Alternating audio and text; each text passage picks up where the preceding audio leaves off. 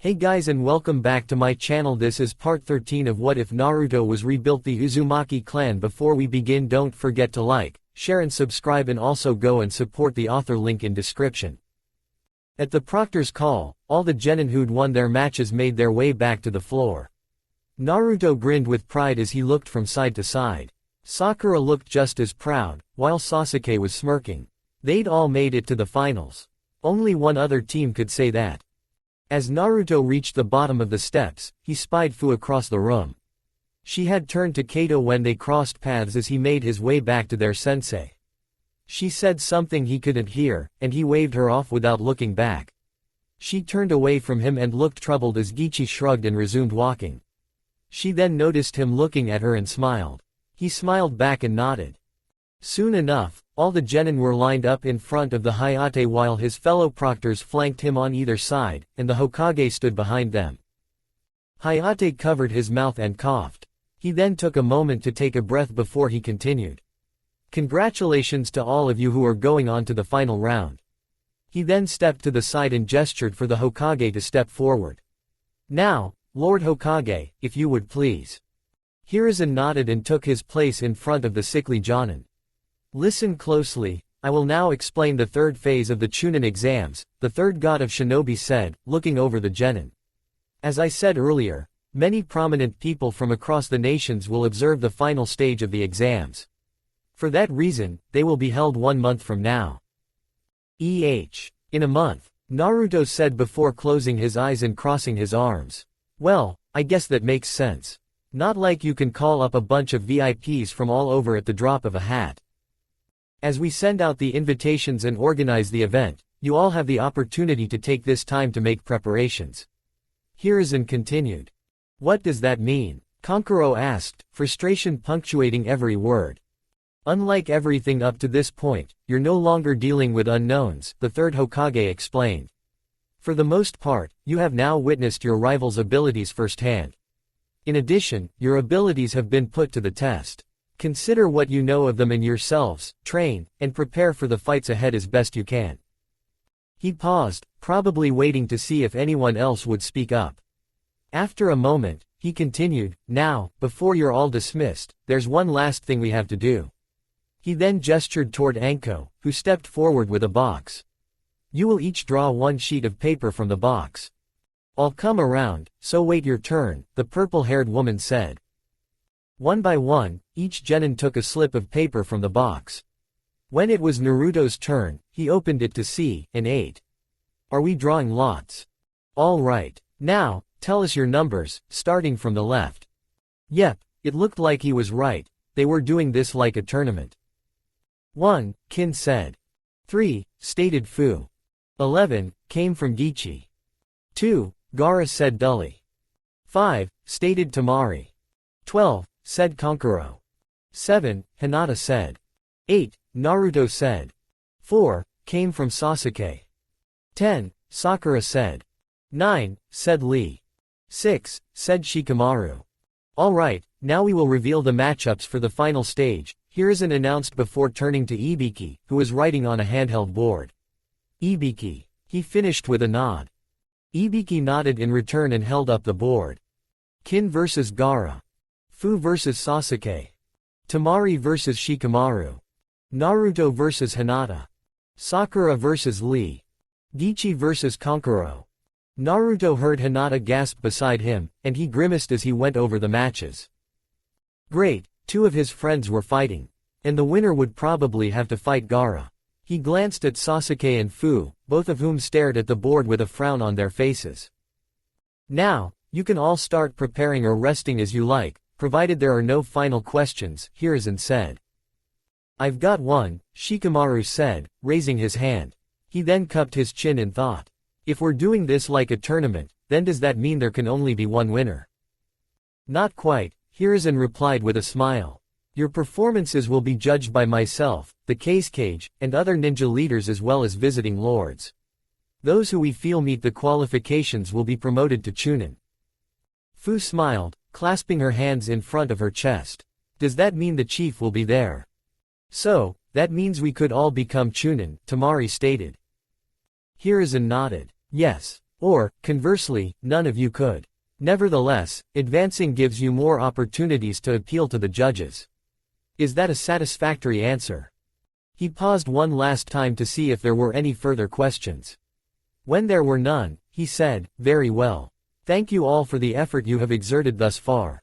You are all dismissed."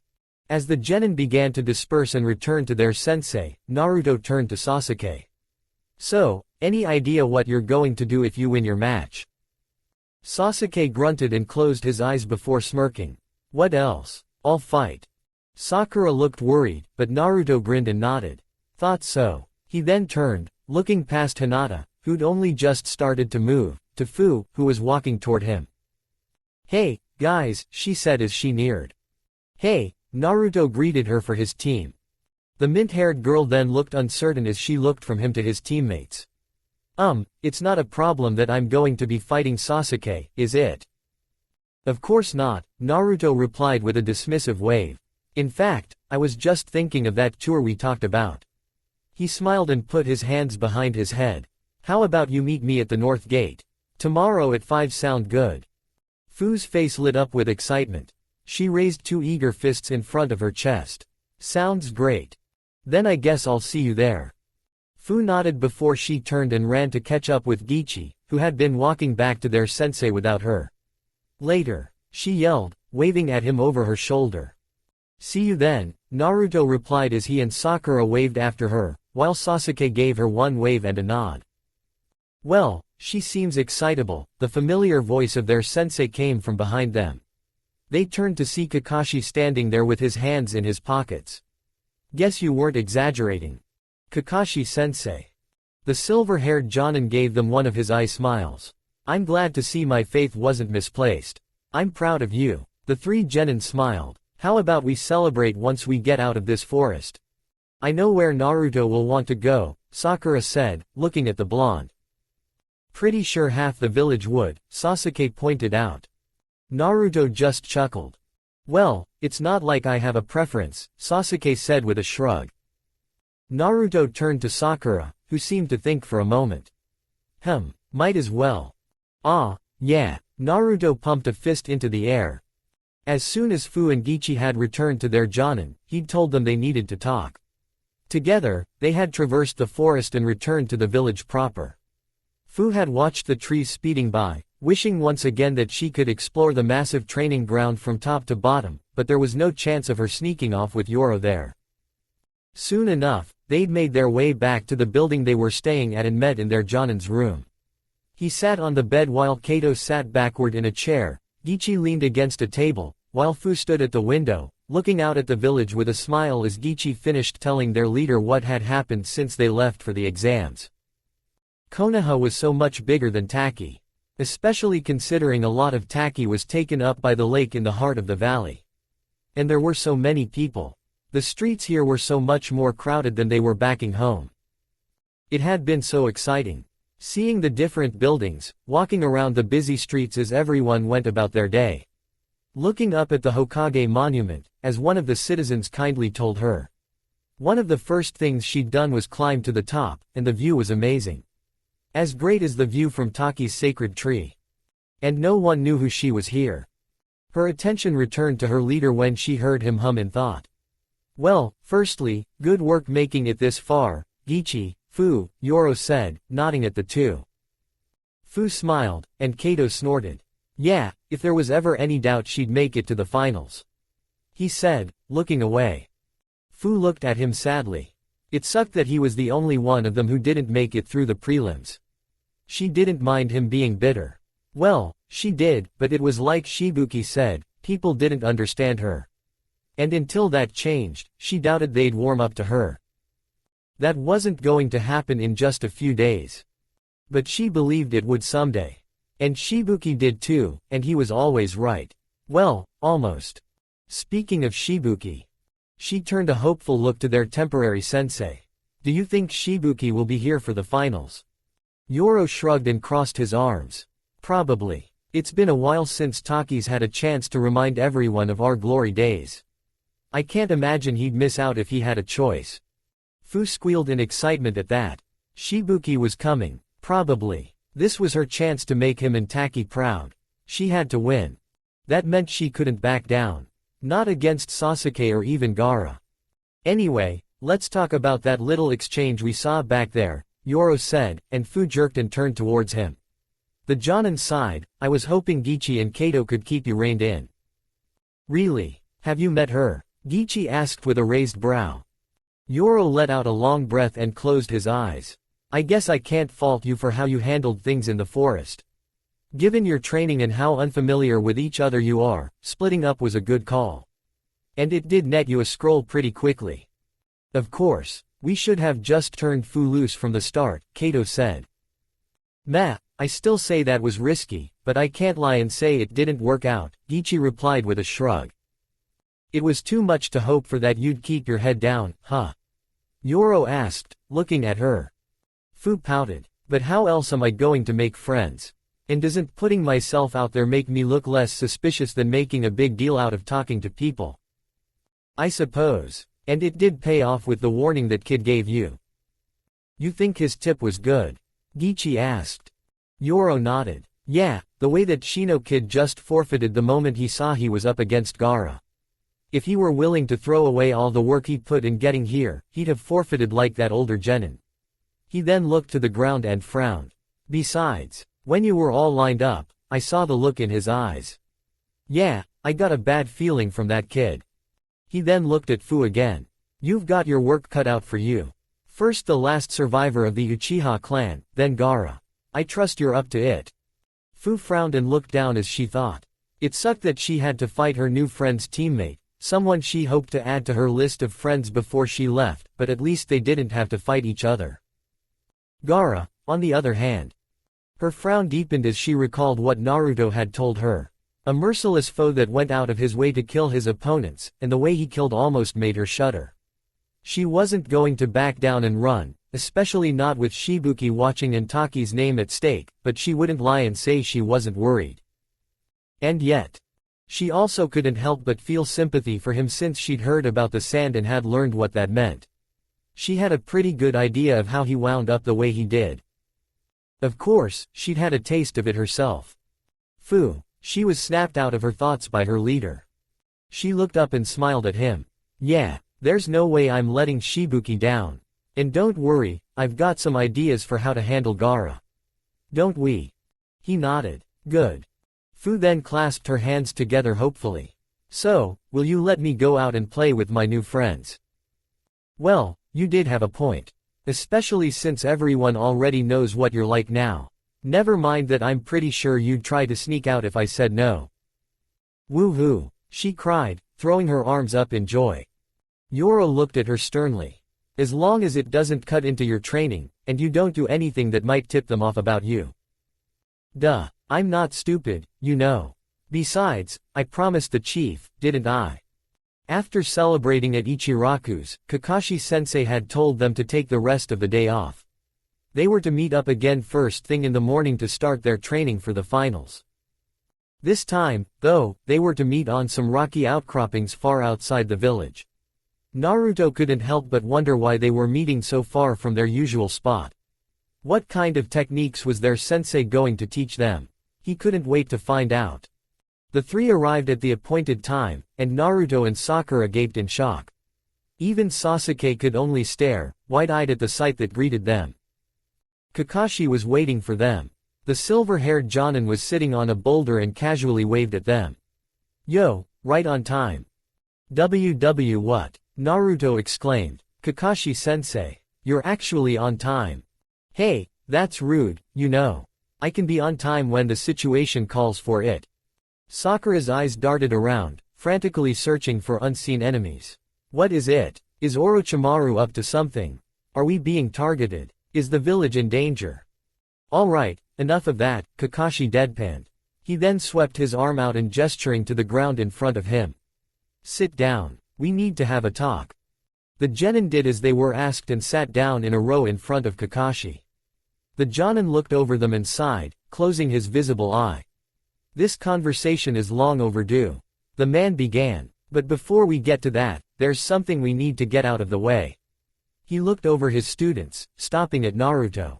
Naruto, what I have to say is mainly for you, although there's a bit I'd like Sasuke to hear as well.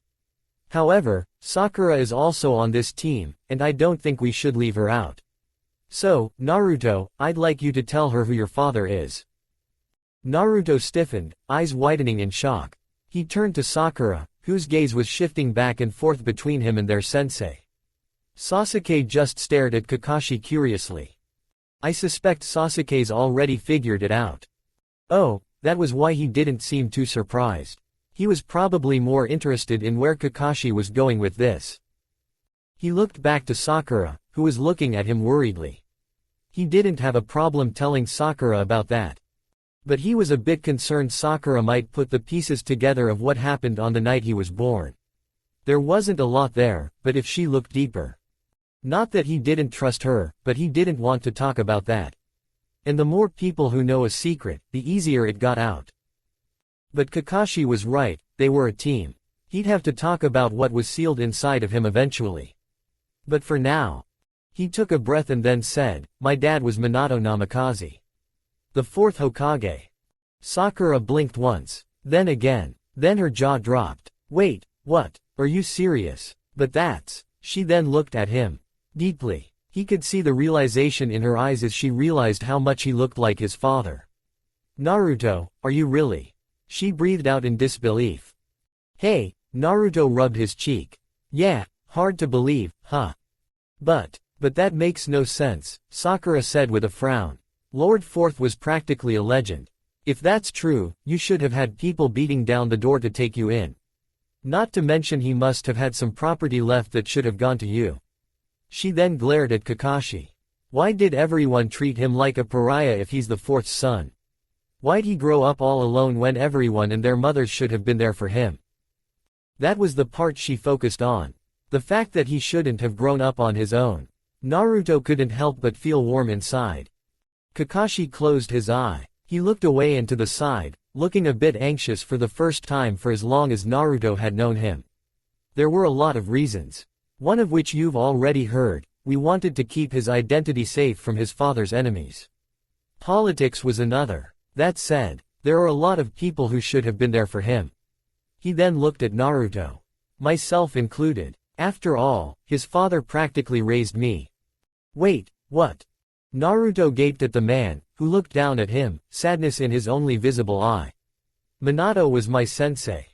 The genin could only stare at him at this admission. For a moment, there was silence as Naruto took in this information. My dad was your sensei? Naruto asked slowly as his shocked expression turned into a glare.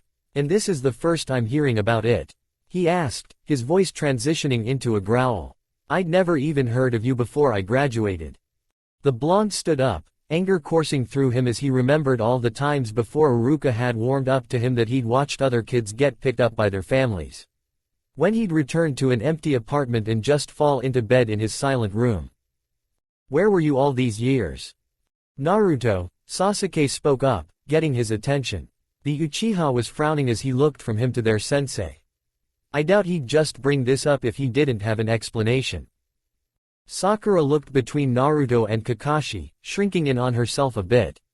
Maybe we should hear him out. Naruto looked at the pink-haired girl. She looked concerned and uneased at the same time. It made sense, he guessed. This was going to be pretty personal. He took a moment to rein himself in and sat down. Thank you, Kakashi said before he took a breath.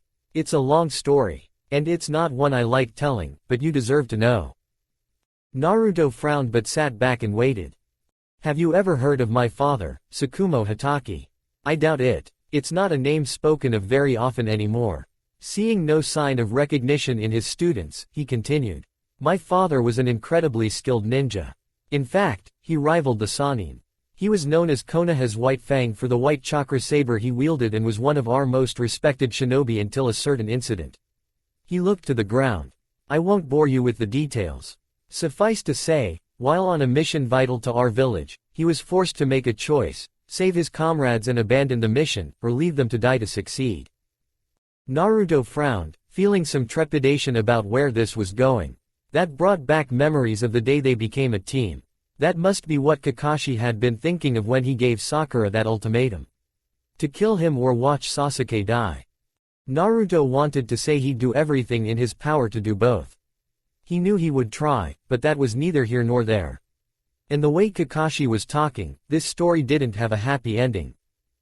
Kakashi would go on to prove him right. He chose the former. He saved his comrades, and the failure was so damaging that he was left completely disgraced. Everyone scorned him, even the shinobi he'd saved. He fell into depression, and in the end, I came home one day to find he'd hung himself. Naruto recoiled as if struck, and he saw Sakura flinch beside him. Both looked horrified. Sasuke frowned deeply, looking disgusted. Whether it was at the other shinobi for acting that way, or Tsukumo for leaving his son to find him like that, he couldn't tell. You can see why I don't like talking about my past, I'm sure, Kakashi said. But why? Naruto asked. He saved lives, didn't he? What was he supposed to do, just leave them to die? Yes, he did save people, that's true. But what if saving your friends means sacrificing others? More than the people you saved? Kakashi asked, and Naruto couldn't answer. It was an intelligence-gathering mission. My father abandoned it for the sake of a handful of his comrades. And because of that, we were blind to enemy operations, and our forces walked into ambushes. Dozens of our shinobi died who likely would have lived otherwise. The silver-haired Jonin continued. I decided not to repeat that mistake. I would put the mission before all else, including my comrades. I decided that anyone who didn't follow the ninja rules was trash and didn't care about my allies. Or I tried not to. He then looked at Sasuke. It was a relative of yours who showed me I was wrong. Sasuke grunted with a frown. Kakashi nodded. This is the part one wanted you to hear. About my teammate, Obito Uchiha, and where I got this eye.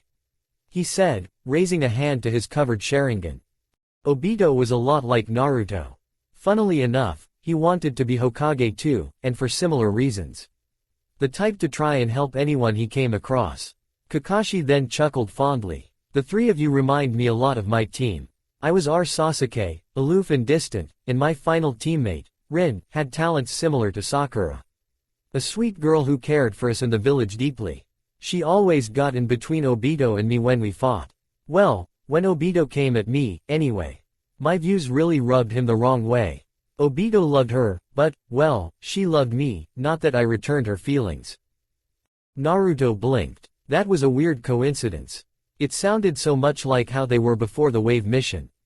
It wasn't exactly the same. From the sound of it, Rin was nicer than Sakura used to be. Kakashi sounded like he'd been more apathetic than Sasuke. Even then, they were so similar. Minato tried to teach me to value my comrades, remind me that we aren't just tools. He put us through the same bell test I gave to you, but I was a bit too smart for my own good. Kakashi said bitterly. I realized what the test was, but it didn't change my view. Rin and Obito were just a means to an end. He looked up to the sky. Minato-sensei was a better leader than I've been, that's for sure. He never needed a kick in the ass like the debacle in the Land of Waves. He was always there for us. Always trying to remind me to value my teammates, as he valued us. He never hid that. He was the closest thing I had to a father for most of my life. And Kushina would come by from time to time. For a moment, he just looked at the sky with a fond look in his eye. So, that's how you knew my mom? Naruto asked. Kakashi nodded. They were already married by the time my team was assigned to your father. Rin asked how they met once. I'll tell you that story some other time if you'd like.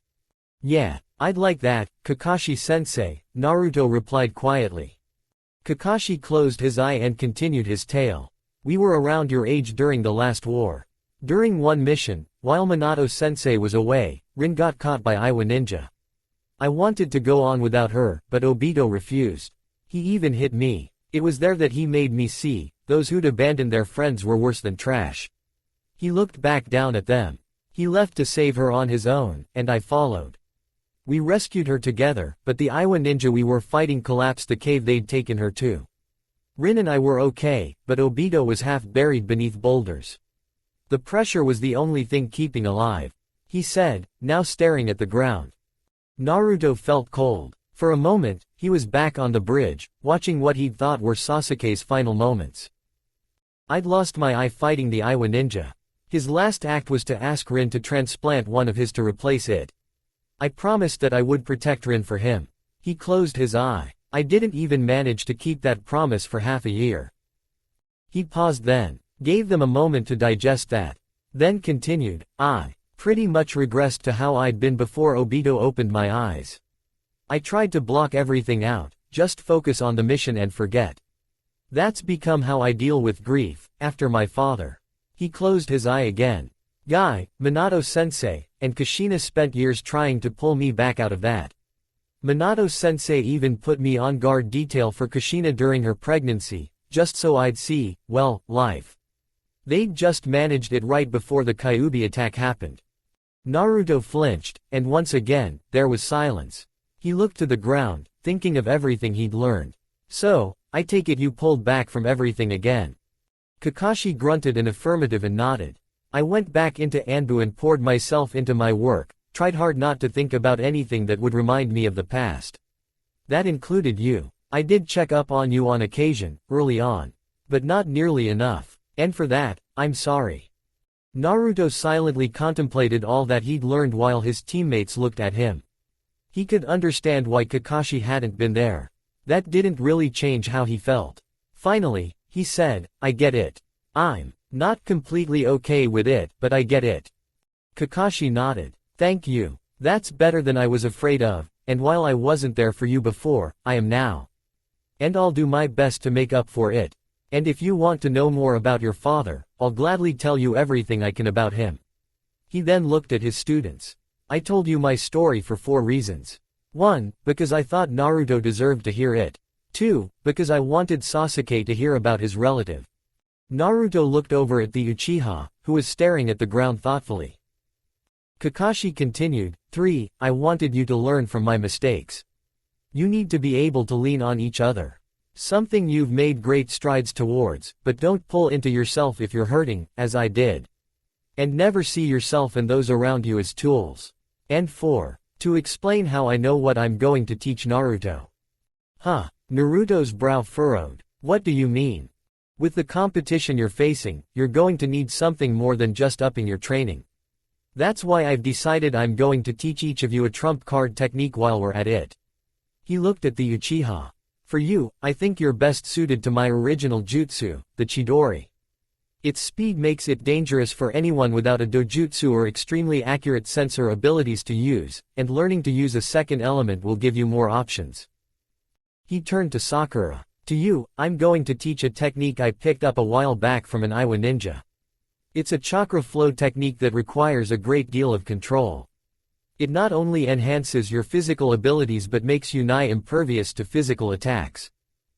And for you, Naruto, he said, his gaze settling on the last member of the team.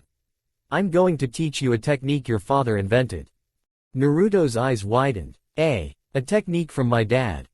A storm of emotions brewed inside of Naruto as he walked behind Kakashi. Well, one of the man. He'd created 2 shadow clones to give each of his students one-on-one instructions on their techniques. On the one hand, he could barely contain his excitement. He was about to learn a super awesome jutsu. And it was his father's own technique. Like a piece of him that he'd have. On the other, he was still mulling over all that he'd learned of his sensei's past. Frustration, sympathy, the hope of learning more about his parents all warred inside of him, as well as one thing he was worried about. Kakashi-sensei. He finally voiced what had been on his mind. The man half turned to look at him.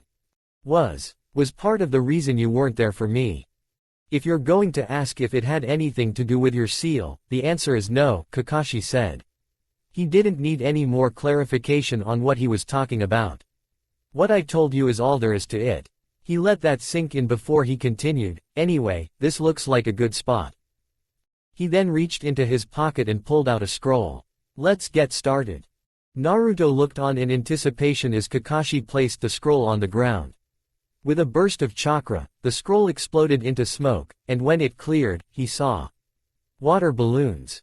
Naruto could only look on incredulously at the pile of differently colored water balloons in front of him.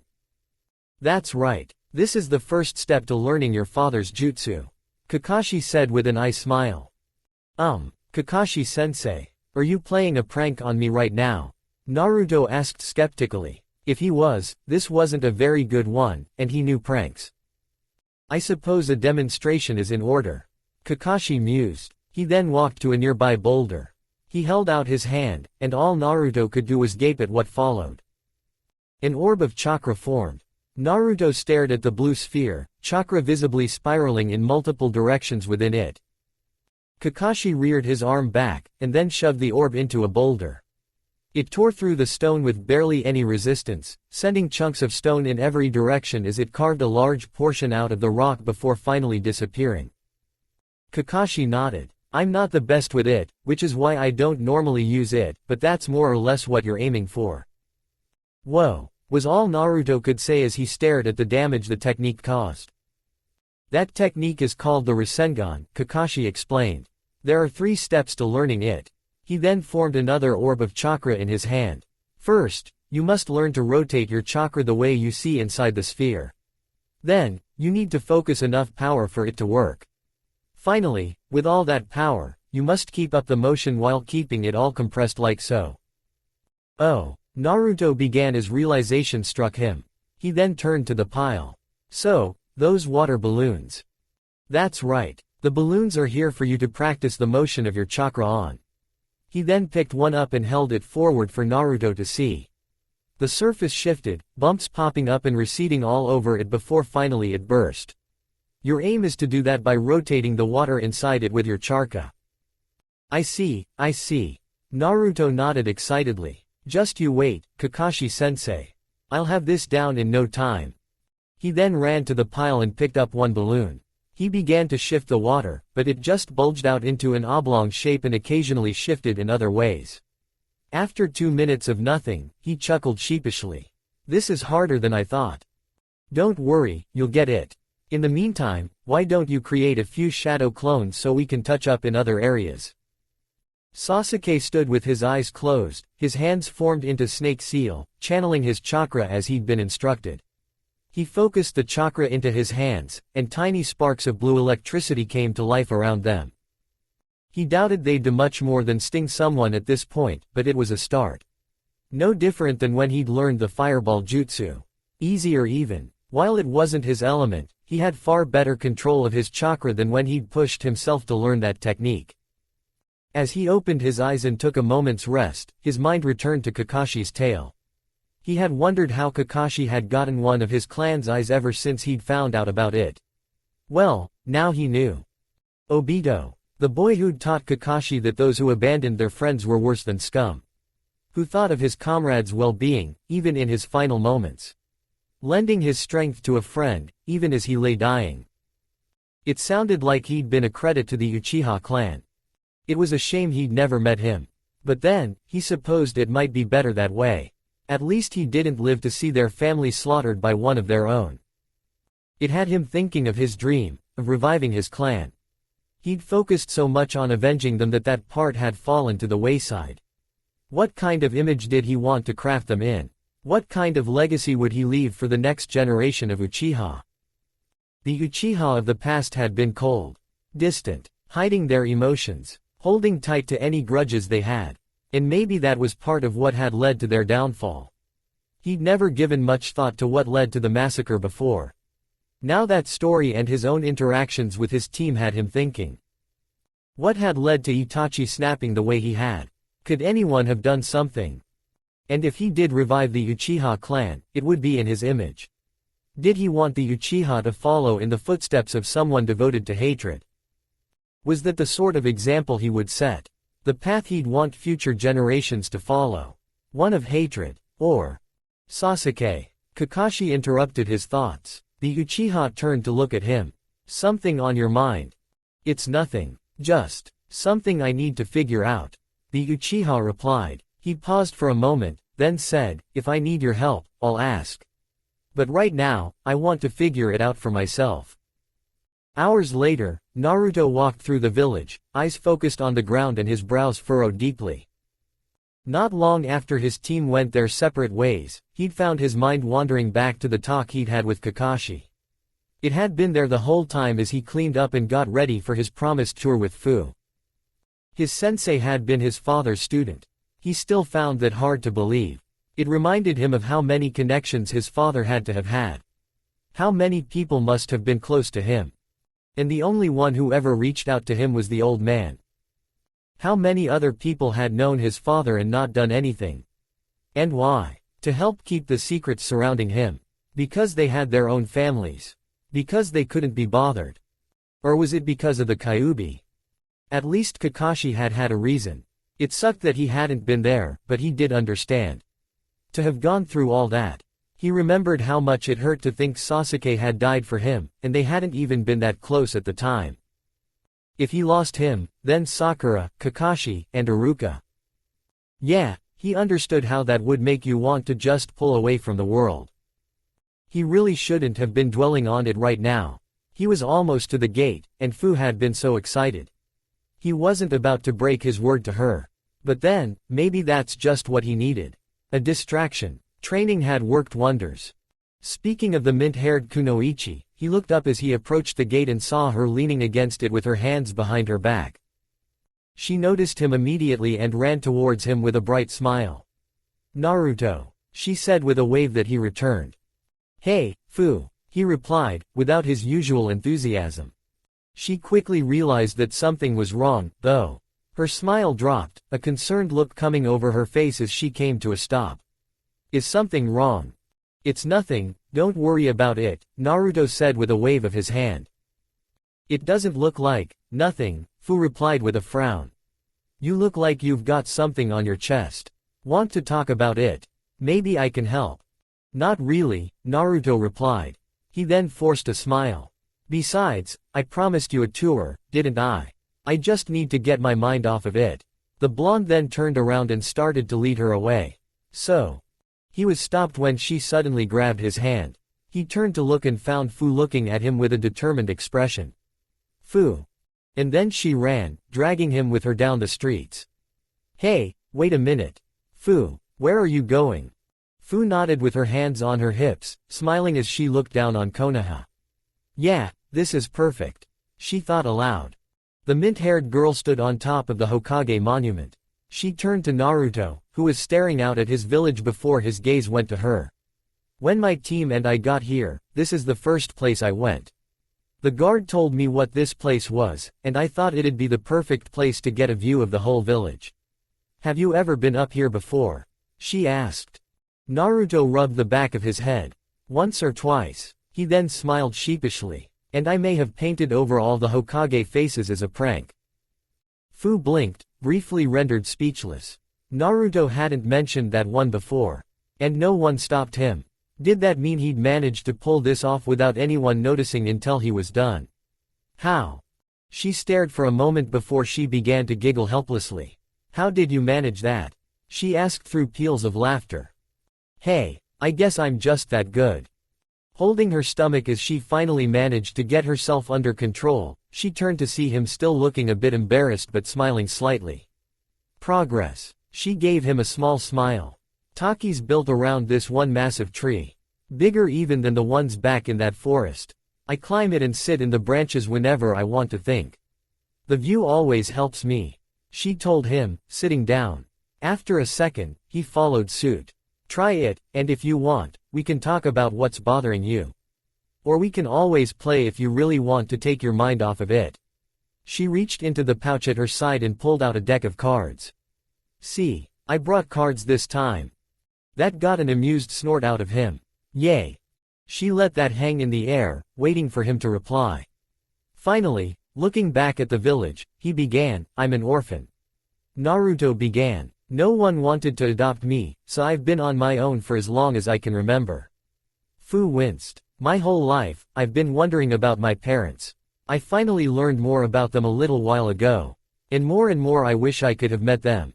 And today, I found out my sensei knew them. He was really close to them in fact, and he only now told me about it." Fu frowned. Just now. Naruto must have graduated months ago. What the hell took him so long? That was just. His sensei must have known how much it meant to him. How could he keep silent about that? And if he was close to them and Naruto had just now heard about it, did that mean he hadn't been a part of his life until he graduated? He must have seen her face because he added, I don't blame him. He had some pretty heavy personal stuff going on. But, that got me thinking, how many other people knew my parents? Why didn't anyone at least tell me where they were? I spent years asking why I didn't have any parents, and no one ever told me. He shrugged, not knowing what to say. Silence fell over them as the pair gathered their thoughts. After a few moments, Fu nodded. I think I get it, she said, her gaze falling to the ground. People who should have been there for you turned their backs on you. And didn't that hit close to home? She looked up at him with genuine sympathy. I know the feeling, she admitted, and he met her gaze. She smiled then. But at least someone's trying, right? You have people who are there for you now, and not just because of your parents, don't you? Naruto nodded. She nodded back and continued. Then focus on them. Try not to think about who maybe should have been there and focus on everyone who is. Life can be harsh enough without negative thoughts dragging you down, you know. Naruto seemed to think that over for a minute before he nodded and smiled. Yeah, I guess you're right. Fu returned his smile, and the two fell quiet again. As the silence stretched on, the mint-haired girl raised her deck of cards and began to shuffle with a surprising amount of skill. The cards flowed from one hand to the other, practically dancing in her palms. She saw Naruto look over at her, fascinated, and giggled. I've had a lot of time to practice. Naruto returned the chuckle with one of his own. I can see that. He tore his eyes away from her card tricks to refocus on her face. So, what about you? What are your folks like? Couldn't say, I barely know them, Fu answered without taking her eyes off the cards. Naruto blinked, gaping at the girl. What? Fu shrugged. They gave me up when I was little. Really little. I didn't even remember them, honestly, she admitted, still smiling as she shuffled. I ran into them a few years ago, but, well, it wasn't exactly a warm welcome. For a few moments, he could only stare at her as the sound of shifting cards filled the air. Finally, he managed to say, I'm sorry. Fu turned to look at him, tilting her head to the side. About that. About your parents, Naruto replied, trying not to sound pitying. What she'd just said, it was pretty much his worst here for most of his childhood. The answer he was afraid he'd get every time he asked the old man about his parents. And she'd actually lived it. I'm sorry they abandoned you. Oh, Fu then returned her attention to the cards. No big deal. She then held up the deck, her shuffling complete. Big deal. Get it, she said, giving another small laugh before she dealt out the cards between them with expert precision. Naruto ignored the cards in front of him. He didn't quite know what to think now. This cheerful girl had just told him she had been abandoned by her parents, and she said it as simply as she would her favorite side dish for ramen. What was even more concerning was how she answered. There was no sadness or anger or anything. She had stated it as a point of fact. When Naruto thought back to all the years he'd spent alone, he had to admit he was bitter about it. Even after finding out the truth, the pain, the anger, the sadness of being alone. They were all still there for him, if only just. But she seemed strange, and if Naruto was completely honest, infuriatingly, free of all that, and his curiosity got the better of him. How can you say that? He asked her, just as she finished dealing. Fu looked at the cards she dealt herself, a satisfied smile appearing on her lips. She then looked over her cards at the blonde. She cocked her head again in the same manner as before. What do you mean? Your parents abandoned you. Why don't you feel anything about that? She blinked once, her head cocking even more. What do you mean? She asked again. Sad. Angry. He said. Your parents left you alone. How can you not? He stopped short. Not. What? Naruto gave the word a once-over, unsure if he should say it. But in the end, he couldn't help it. He had to know. Hate them. He finished quietly. Understanding dawned on Fu's features. She collapsed her deck of cards and put them in her lap as her eyes closed. She ran her fingers through her hair and took a deep breath. Well, I guess I did, at first. She admitted. I didn't know anything about them at first. My village chief sort of adopted me. Unofficially. He raised me with his son, Shibuki, but he was busy most of the time. It took Shibuki a while to warm up to me, but as far as I'm concerned, they're my family. As for my parents. The mint-haired girl paused for a moment as Naruto looked at her sadly, unable to fathom how she must feel. I'd always wondered who they were. So, you can guess how much it hurt when I finally met them, and they didn't want anything to do with me. Well, to be honest, most of my village doesn't. I was sad and angry for a long time, but Shibuki was always there for me. And eventually, I realized something. Something that made the anger and the sadness go away, and it never came back. A realization about people. What? Naruto asked. What was it? Fu's genuine smile grew to its usual size.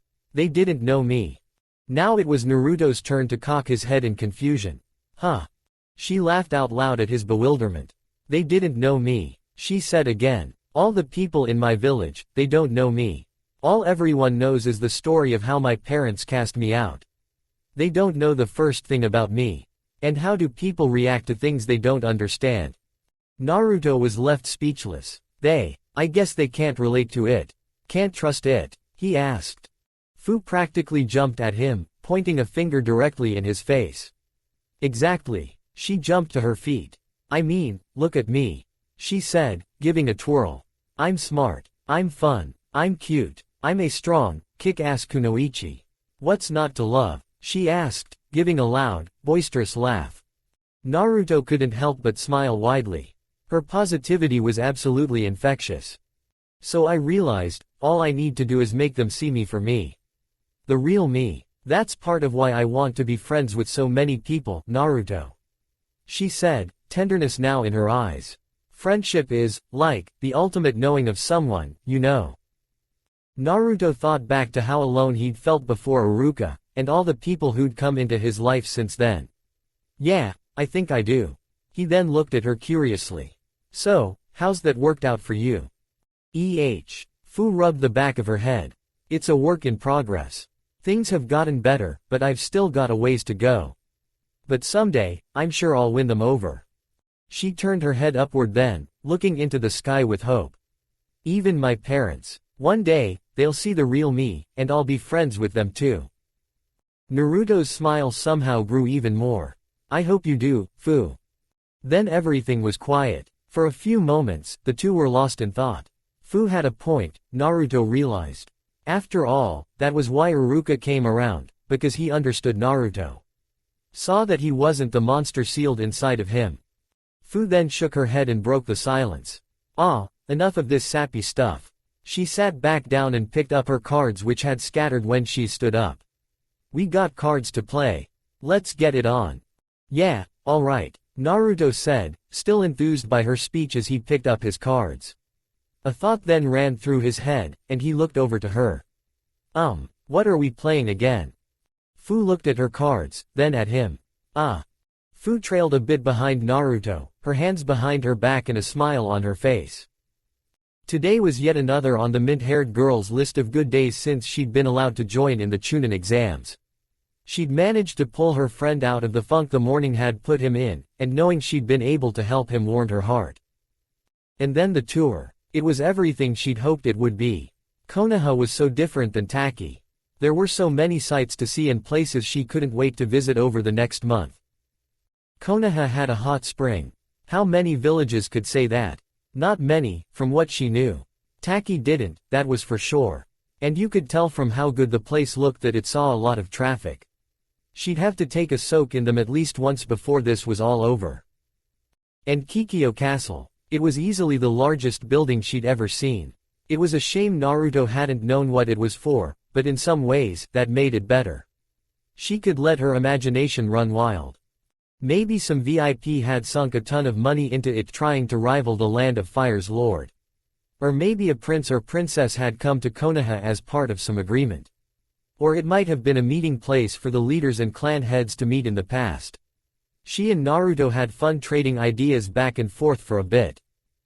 She knew it wasn't a place for the feudal lord to stay when he came to Konoha, because they had a VIP hotel with a room just for him. Just wow. The lord of Taki's land never went to the village. Okay, that might have been because Taki was an actually hidden village, but still. But now, it was almost over. The sun was hanging just over the horizon, dyeing the sky orange, and the streets were beginning to thin out. It was a shame it was almost over, but she was still excited for their last stop, Naruto's promised best restaurant in Konoha. Her stomach rumbled as she imagined what she was about to try. She was surprised when he turned and said, "And here we are." Gesturing with a flourish towards the unassuming restaurant nearby.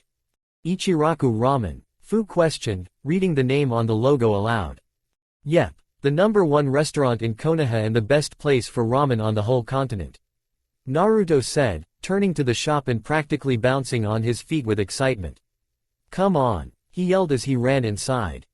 Fu grinned widely, infected with his enthusiasm.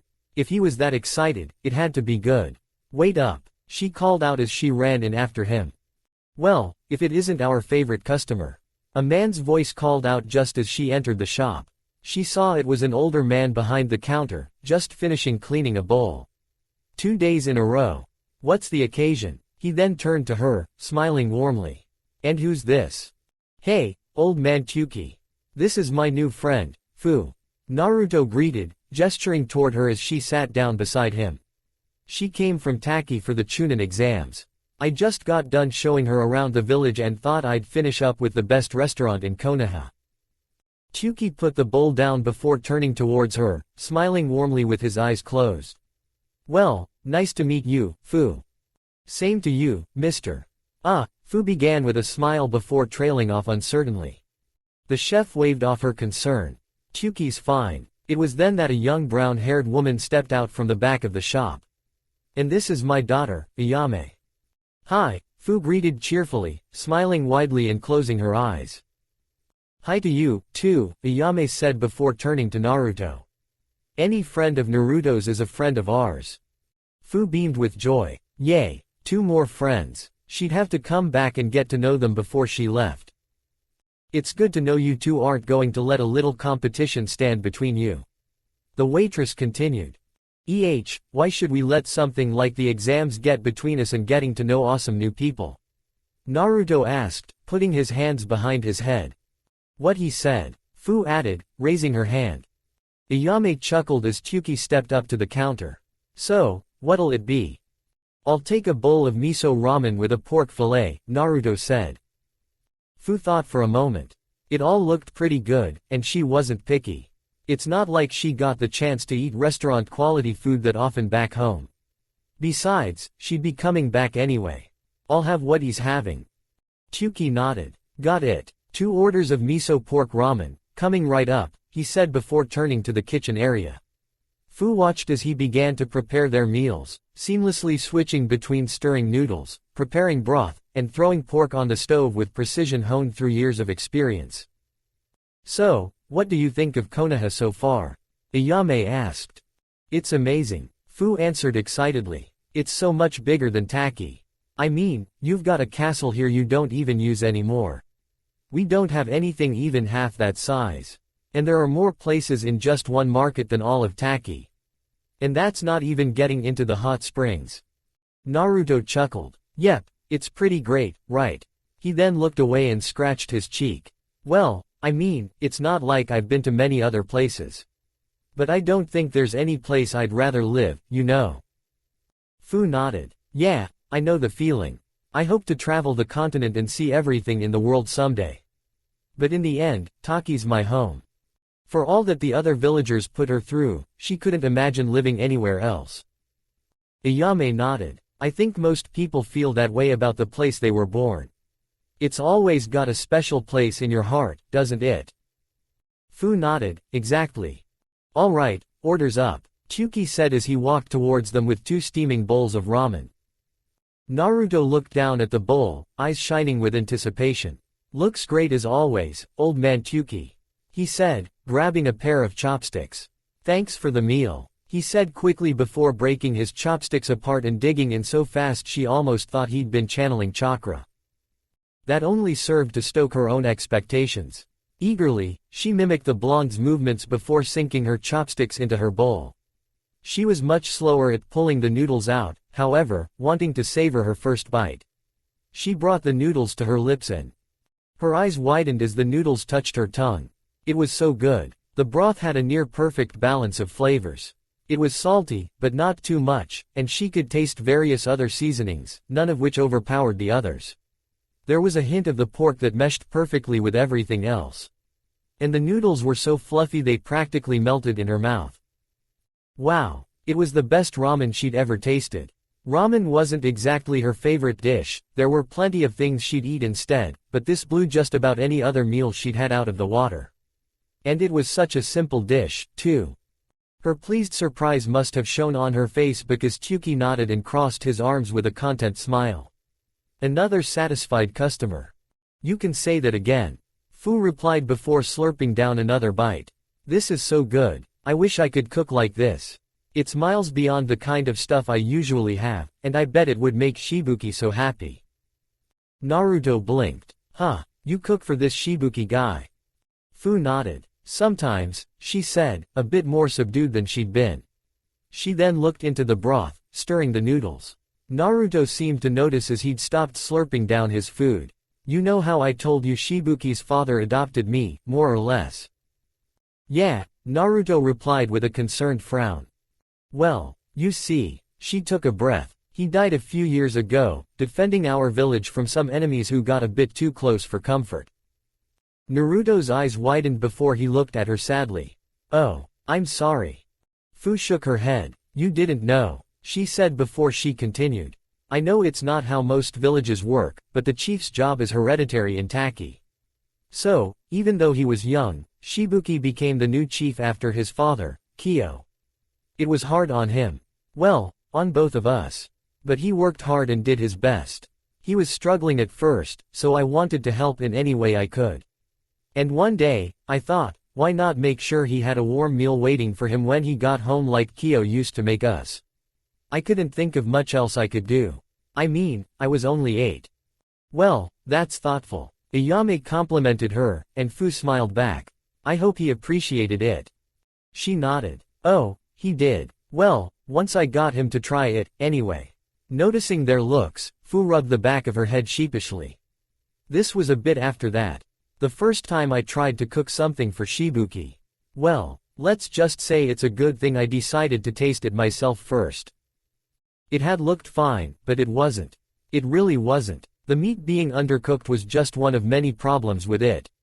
And if the taste wasn't bad enough, a while later, Fu wound up with a terrible stomach ache. Coulda done without the hospital stay, though. Oh, Naruto replied before chuckling awkwardly. Well, I see you didn't let that stop you from trying. Fu nodded, smiling again. Nope, I never give up on anything. I took that more as a challenge than anything else. I hear you, Fu, Naruto replied with a grin. I don't back down or run from anything. I better not since it's my dream to be Hokage. That jogged Fu's memory. Oh right, that's what you said when you fought Neji, right? Naruto nodded vigorously. Yep. To be Hokage is my dream, and I'm not stopping until I make it. That way, everyone in Konoha will have to acknowledge me. Well, I'm rooting for you, Naruto, Fu said, and he grinned at her. Same here, Chuki said, and Ayame nodded in agreement. Thanks, guys, Naruto replied before looking to Fu. So, do you have a dream you're chasing, too? Fu shrugged, leaning back and closing her eyes. Aside from seeing the world and making 100 friends. Not really. I'm more for living in the moment, you know. She asked before she slurped down more of her noodles, humming happily at the taste. Not too long after, they found themselves ordering seconds. Fu stopped there. Naruto didn't. I trust you've finished sending out the last of the invitations. The third Hokage asked, leaning forward on his desk with his hands interlocked together. Yes, Lord Hokage, Iruka nodded, standing at attention before his leader. The elder shinobi nodded and closed his eyes. Good. Now it's just a matter of seeing who will respond. With a sigh, the third Hokage stood. He walked over to the window and looked out at the village with his hands behind his back. Iruka wondered what the third god of shinobi was thinking as he looked out at their home. Knowing the man as he did, if he had to guess, he was worried. His mind was probably on all the people who shared the village with them. Understandably, given the looming threat of Orochimaru and whatever he had planned. And, of course, it would be a member of Naruto's team being targeted by the Snake Sannin. He couldn't help but worry about what lay ahead for all the students from his former class. They may no longer be his students, but he'd watched them all grow up. The village could be in danger. War might be on the horizon now that Orochimaru had Oto.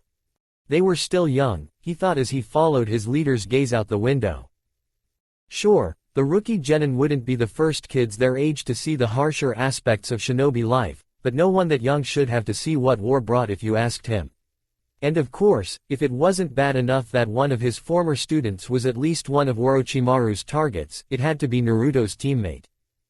He was worried for all his former students, but most of all for the boy who'd become like a younger brother to him. Naruto had already endured so much. And just as things were looking up, one of the most dangerous criminals in the ninja world targets someone close to him. There wasn't much he could do, given who they were up against. All he could do was hope things turned out okay. Speaking of his younger brother figure. His eyes turned back to his leader. Lord Hokage, he began, and the man half turned to face him. There'd been something on his mind ever since he met up with Naruto at the forest.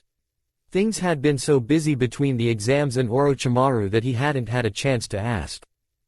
Now, with nothing urgent for either of them, it was a good time to ask just what else Naruto had gotten himself into back in the forest.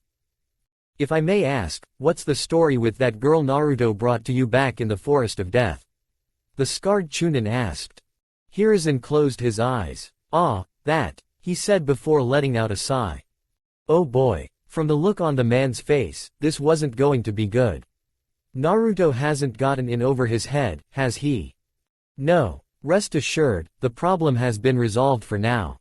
Naruto was quite right to be concerned about her, Hiruzen replied as he returned to his seat.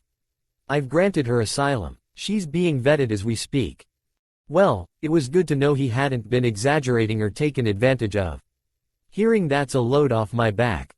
Still, it goes without saying that taking in a foreign ninja during the Chunin exams is. Yes, Hiruzen replied as he pulled out his pipe. It didn't need to be said what that would do to a village's standing and the other nation's trust in them. But these were extraordinary circumstances. He took a drag from his pipe and breathed out a plume of smoke. There's no harm in telling you. I suppose I should begin with her identity. The girl's name is Karin Uzumaki. Uruka's brows shot up, his jaw dropped as he stared at his leader. Uzumaki. Then, that girl's related to Naruto. Hiruzen read his expression and nodded. Yes, and the DNA test we've administered confirmed she's a member of that clan. Making her a distant cousin of Naruto. The third Hokage then explained the girl's circumstances. And the consequences of her mother's choice to seek asylum in Kusa. When Uruka learned of the Uzumaki's ability to heal others with their vitality, he hadn't thought much of it.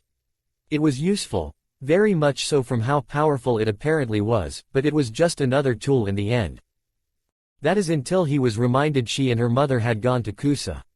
He had a bad feeling about where the story would go, knowing what they were like. He was quickly proven right. His brows furrowed as he grit his teeth, his hands clenching as Hiruzen explained what had happened to her. So far, Inoichi and the others have found no sign that she's tried to deceive us.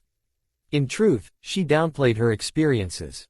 She didn't mention their attempts at manipulation, praising her for her hard work, only to deride her as an outsider should she ask for a break. Or that they forced her to use what meager savings they'd allowed her to cremate her mother's body after she died healing their ninja. Uruka growled. So that's why. Hiruzen nodded. What's going to happen to her? From the looks of things, she'll be inducted into the village once our inspections are finished, Hiruzen told him. Beyond that, I don't know. It's up to Karin to decide what path she'll take. While she may have been sent here for the exams, the girl is a genin in name alone. She's had none of the conditioning of a shinobi and was only given the most basic physical training to make her easier to transport. She doesn't know how to fight, conceal her presence, or even use the most basic of jutsu.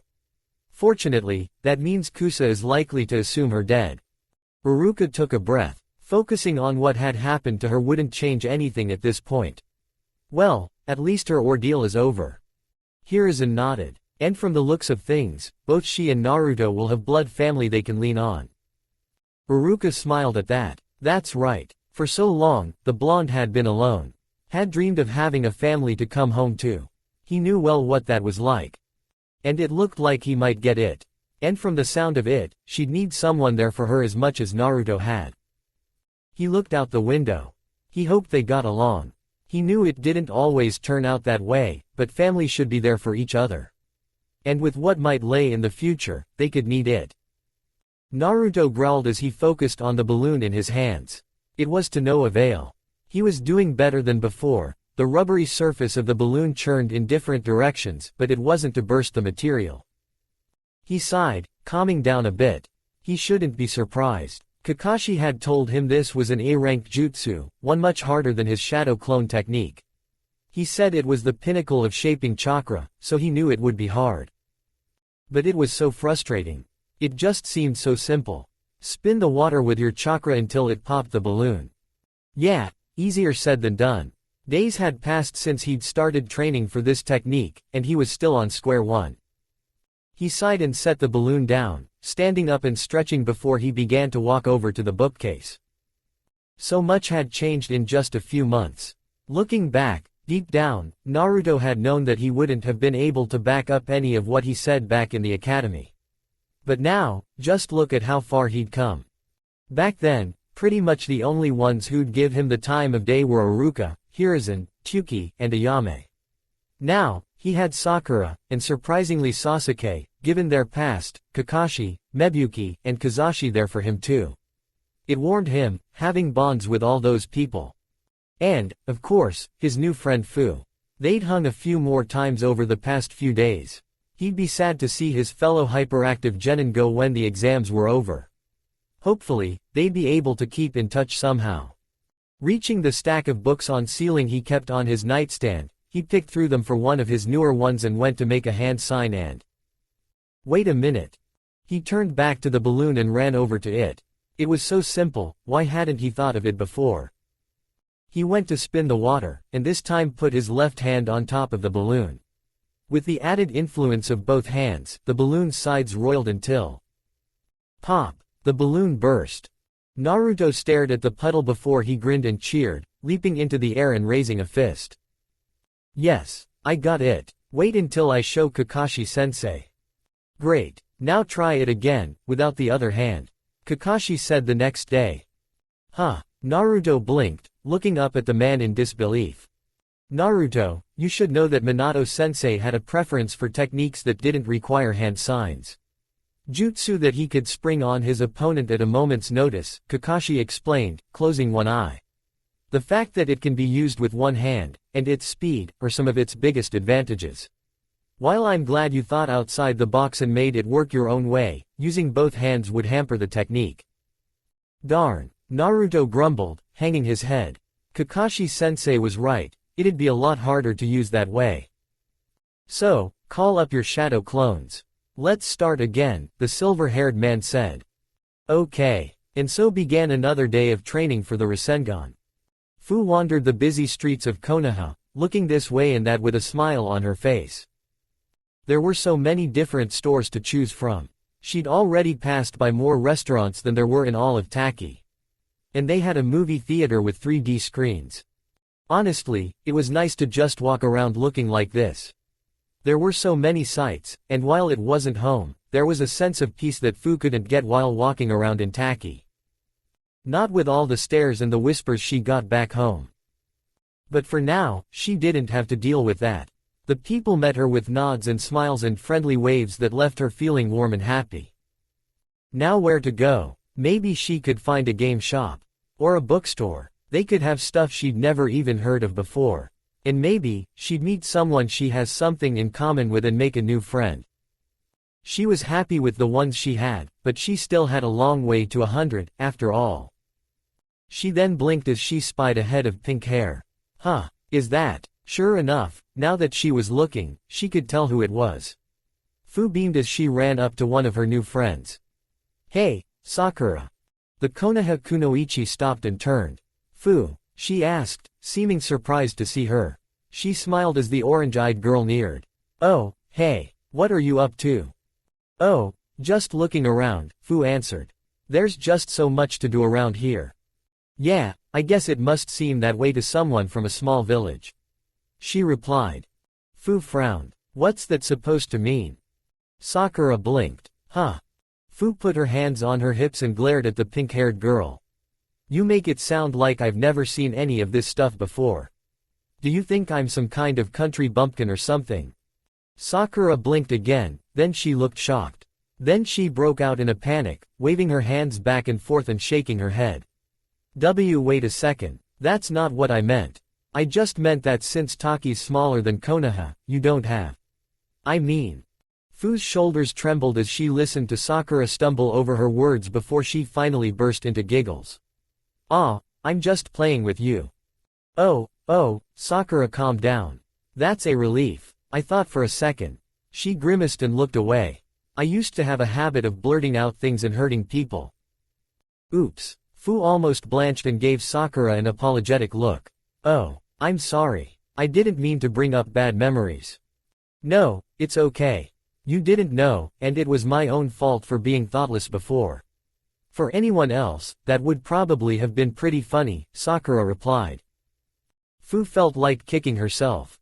She was just starting to get to know a new friend, and she goes and puts her foot in her mouth. She rubbed the back of her head. You think so? Sakura nodded. Yeah, it was a good joke.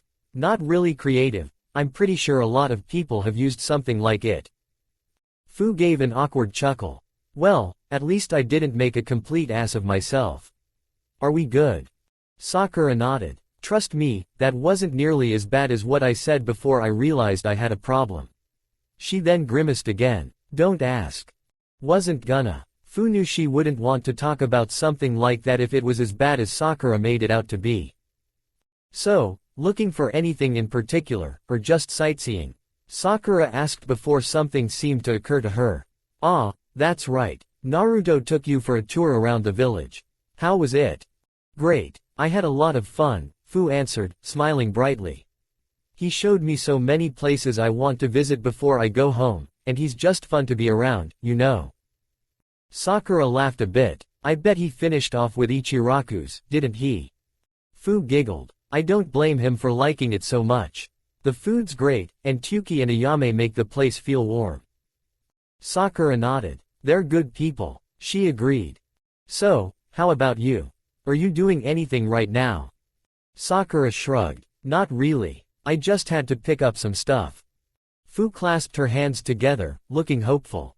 If you're not doing anything, would you maybe like to hang out? I don't see why not, Sakura replied. Woohoo! Fu cheered, happy to spend time with and get to know one of her new friends. Sakura chuckled at her enthusiasm. Is there anything you'd like to do? You name it, I am up for it. Sakura shrugged. Nothing really comes to mind. I guess we could always go get something to eat. She then crossed her arms. Ichiraku's great and all, but Naruto really should have asked what you liked. Fu waved it off. It's fine. It's a great place. I'm definitely going to go back a few times before the exams are over. Besides, he did show me a few other places. Like what? The dango shop and yakiniku queue. Sakura nodded. Well, nice to know he didn't just show you his favorite spot. Still, what would you like? Fu smiled and closed her eyes. I could always go for some daifuku mochi. Sakura chuckled. A sweet tooth, huh? Why am I not surprised? Okay, I know just the place. Fu soon found herself being led into a shop called Gekkoyum. There wasn't much to say about the building's exterior. It was pretty average overall, save for the sign decorated with images of all manner of sweet treats. The building was pretty standard on the inside too, hardwood floors with tables lining the walls. But the display beside the counter was full of all kinds of desserts, from anmitsu to mochi, cakes to pudding, arrayed in various colors. The air was full of a sweet aroma that had her stop just to bask in it for a moment. Great selection, huh? Sakura said beside her. This is easily the best place for sweets in Konoha. Unless we're talking about dango. Then you should go to the dango shop. I hope so, with a name like that, Fu said with a flat look. I can't believe someone named their dango shop, the dango shop. That was like naming a ship. How did no one involved have anything to say about that name?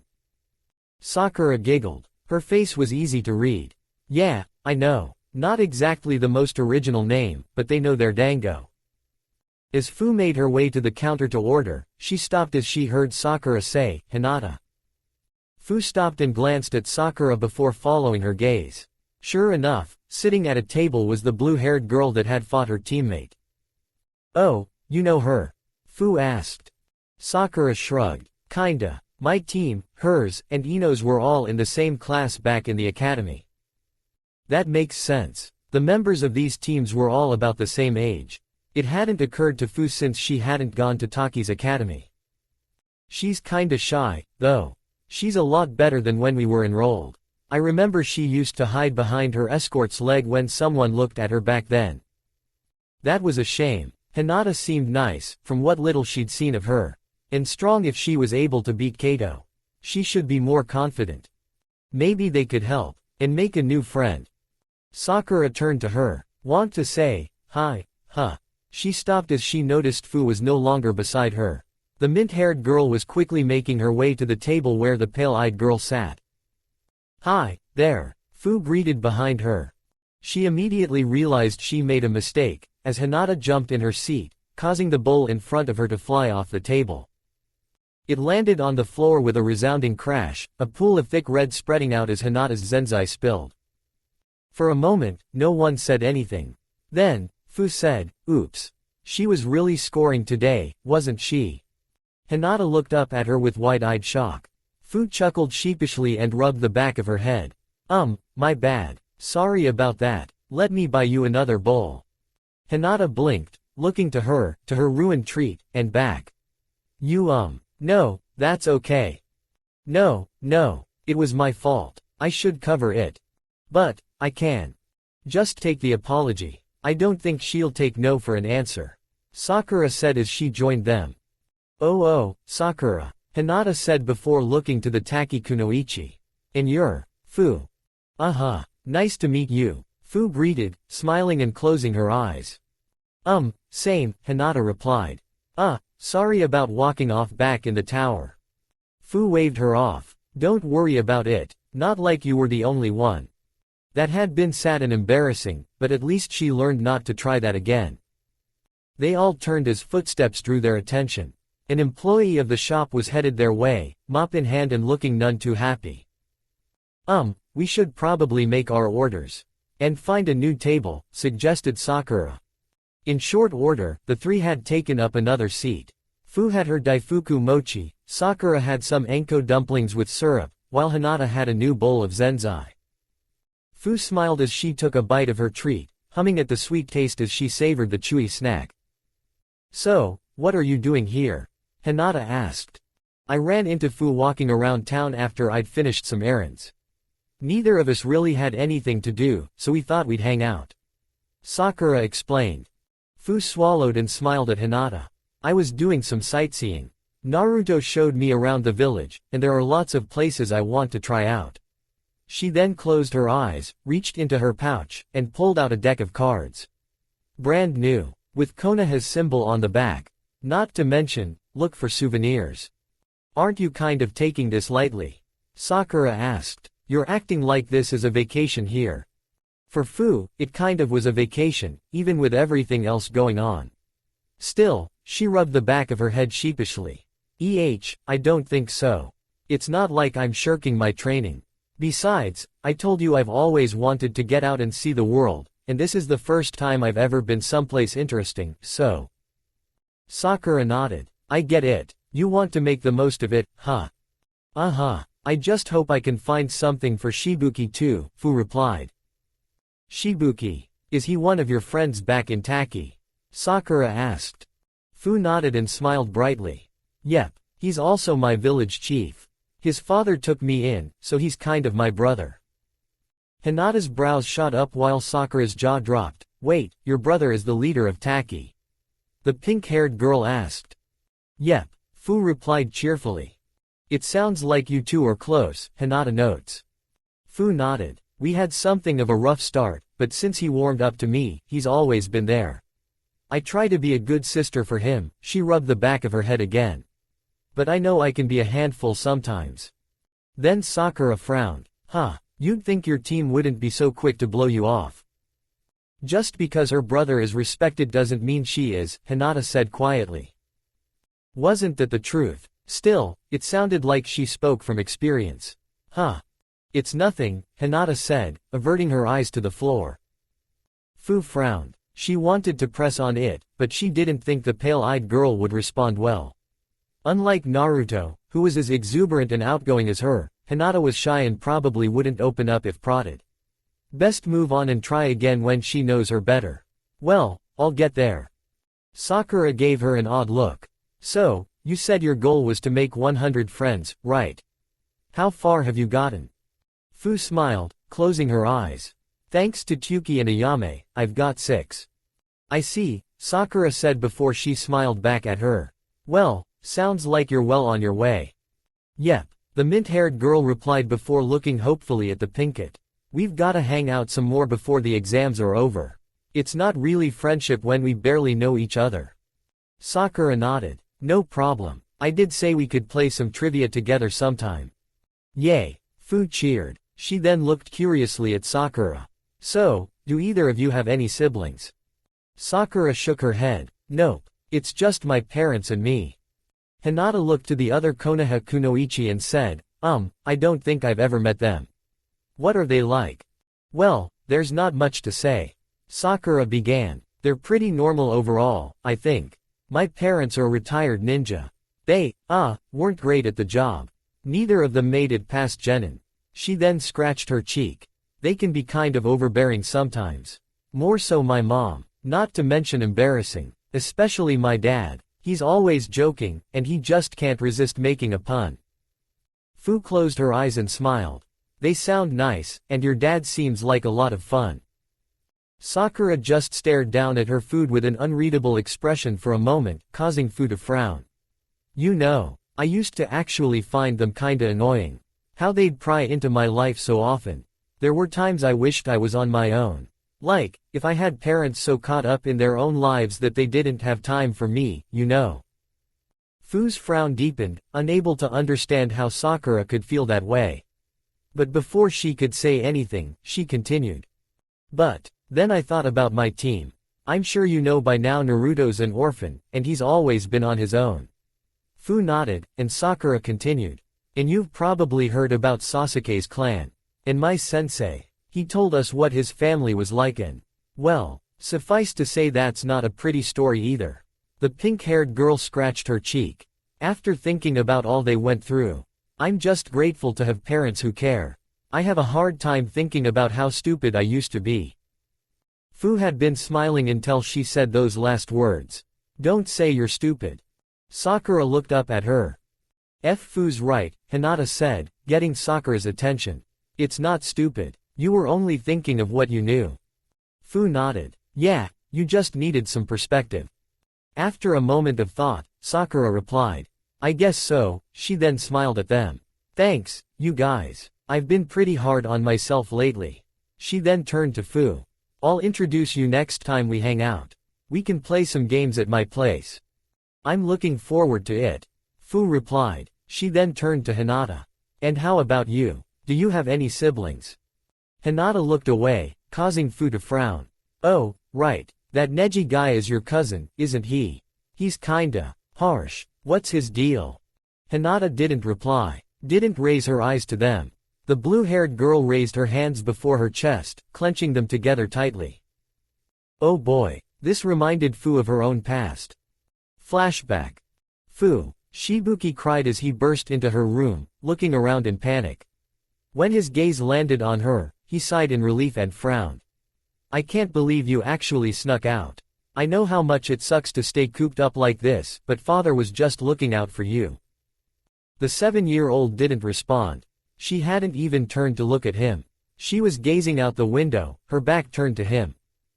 Shibuki stepped closer. Fu. He reached out for her and stopped short when he heard her sniffling. He lowered his hand, his gaze softening. You went and found them. Didn't you? Fu turned to him, her eyes red with tears, snot flowing freely from her little face. She ran and buried her face in his chest. He embraced her gently, one hand stroking her hair as she sobbed. Oh, Fu, I'm sorry. I'm so sorry. Flashback end. Fu grimaced. Hinata must have had some issues with her family too. She was about as outgoing as they came, and she'd had trouble talking about stuff like that back then, even with Shibuki. For someone as timid as Hinata, who she just met. Nope. Change the subject. By the way, great job back in the prelims, Sakura said, and Fu gave her a grateful glance.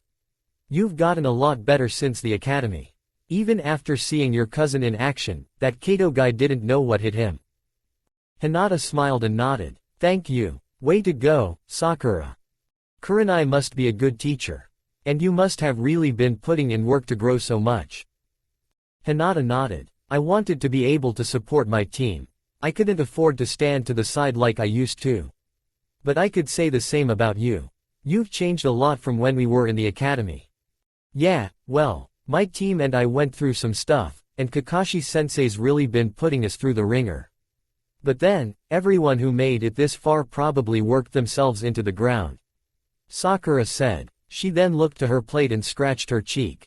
Honestly, it's a bit nerve-wracking, thinking about how we're going to represent our villages to a bunch of VIPs. I mean, lords will be there. All the more reason to put our best foot forward. Fu said, raising a fist.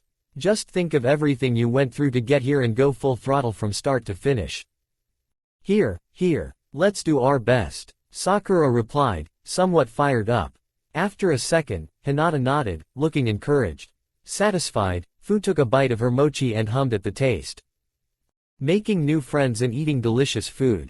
Seeing incredible sights, being treated just like anyone else, and doing Taki proud. This trip was everything she'd dreamed of. It was the next day that Naruto had finally gotten it. He'd glared at the balloon in his hand, focusing on it as he ignored the sounds of his clones training nearby. The sides roiled with tiny bubbles, growing larger and faster as he growled until finally. Pop! The balloon burst, showering the dirt below. Naruto stared at the darkened earth at his feet for a moment before he grinned and let out a cheer echoed by his clones. Good job, Kakashi complimented as he stepped towards the blonde. You made pretty good time, too. So, what's up next, Kakashi-sensei? Naruto asked excitedly. In response, the Jonin reached into his pocket and pulled out another scroll. Naruto watched as he placed it on the ground and, in a burst of smoke, a pile of white rubber balls appeared. Here you go. And with that, he tossed one of them to him. Naruto caught it and stared at the ball. Huh. That ball is a lot thicker than the balloons. And on top of that, it's got nothing but air inside. You'll find it's a lot harder to work with than the balloons, the Jonin explained before picking one of the balls up himself. And it's too easy to simply poke a small hole in them. What you need to do is. And then the ball began to shift, large bumps forming this way and that before it exploded with a loud bang, pieces falling to the ground. That. Naruto grinned confidently. Got it, Kakashi-sensei. Later that evening, after Naruto and his team had been sent home, the blonde was carefully watering his plants. Couldn't let them drown or wait too late in the evening, after all. Just as he finished up, he heard a knock on the door. Naruto turned, wondering who it could be, before running over to it. Be right there. He reached and unlocked the door. It opened with a creak to reveal the familiar face of his former sensei and brother figure. Iruka-sensei. The man smiled. Hey, Naruto. I heard you made it to the finals. Sorry I couldn't come by and congratulate you. He said before rubbing the back of his head. I've been kinda busy for the past few days. Naruto grinned. It's fine, Iruka-sensei. I know how it is. You've got all your regular work on your plate, plus the stuff with the Chunin exams, right? Yeah, I've been pretty swamped, Iruka said with a slight chuckle. Well, come on in. I'll whip us up some instant ramen in a second, Naruto said, gesturing for the scarred Chunin to enter. Nah, I'm not hungry. Thanks for the offer. I would appreciate some water, though, Iruka replied. In short order, they were seated at the table. The blonde had let out a whoop when Iruka had told him he'd had news. Karin's DNA test proved she was telling the truth, and they'd seen no signs she'd been lying. Naruto still found it hard to believe he'd have a chance to get to know someone from his family. He couldn't wait until she was out. Afterward, the Kyuubi Jinchuriki had regaled him with tales of his exploits in the exams. How they'd passed the first test, his encounter with Fu and the fast friendship they'd struck, and of course his prelim match. Uruka's jaw dropped as he just blinked, staring at the blonde after silently listened as he finished with the prelims. "You took down Neji?" he asked in astonishment. "Yep," Naruto said, crossing his arms and nodding proudly. "And I introduced his face to the floor." Uruka shook his head. "Wow, I mean, I knew you'd grown but..." He trailed off and looked out the window. "I've seen a few kids from the Hyuga clan come through the academy, in my class or others. They've all been pretty skilled, no surprise with that family, but Neji was something special. A rare prodigy." "Hey, yeah, I think he let that go to his head," Naruto said, leaning back. "He kept going on about how he was fated to win and all, but I showed him." "Yeah, I'd heard about that," Uruka replied with a sigh and a shake of the head. "I can't say I'm that familiar with the workings of the Hyuga clan, but I imagine things are complicated. Especially now." Naruto made a hum of curiosity. "I don't know much. What I do know is that the clan is divided into two branches. The main house and the branch house. The branch house is subservient to the main house, and there's been some bad blood there, unsurprisingly. I can't imagine anyone would like being stuck as servants to your own flesh and blood because you were born into the wrong part of the clan. And it's only gotten worse lately." "So, Neji's from the branch house then?" Naruto asked.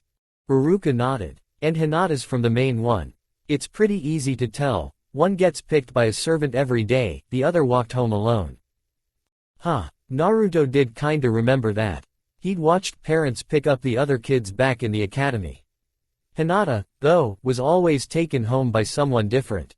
So a big part of the clan was servants for the rest. What, because they were born lucky? Was that why Neji seemed to have a chip on his shoulder towards Hinata? That probably had something to do with why Neji thought everything was fated too. Yeesh, weren't they supposed to be nobles or something? I don't really know much more about the goings-on of the Hyuga clan. Uruka then looked at Naruto and smiled. "But anyway, how are things going with your team?" That was something Naruto was happy to talk about. The blonde regaled his former sensei with tales of how things had changed between them. How often Kakashi took them to restaurants. How their group training went. How they'd meet together and just hang out while talking about how they could all improve. He'd glanced at the photo he'd taken with his team just days after they'd become genin. Kakashi, smiling while roughing the boy's hair. Sasuke looked forward uncaringly while Naruto glared at him in jealousy. They'd come a long way since then. By the end, Uruka closed his eyes and smiled.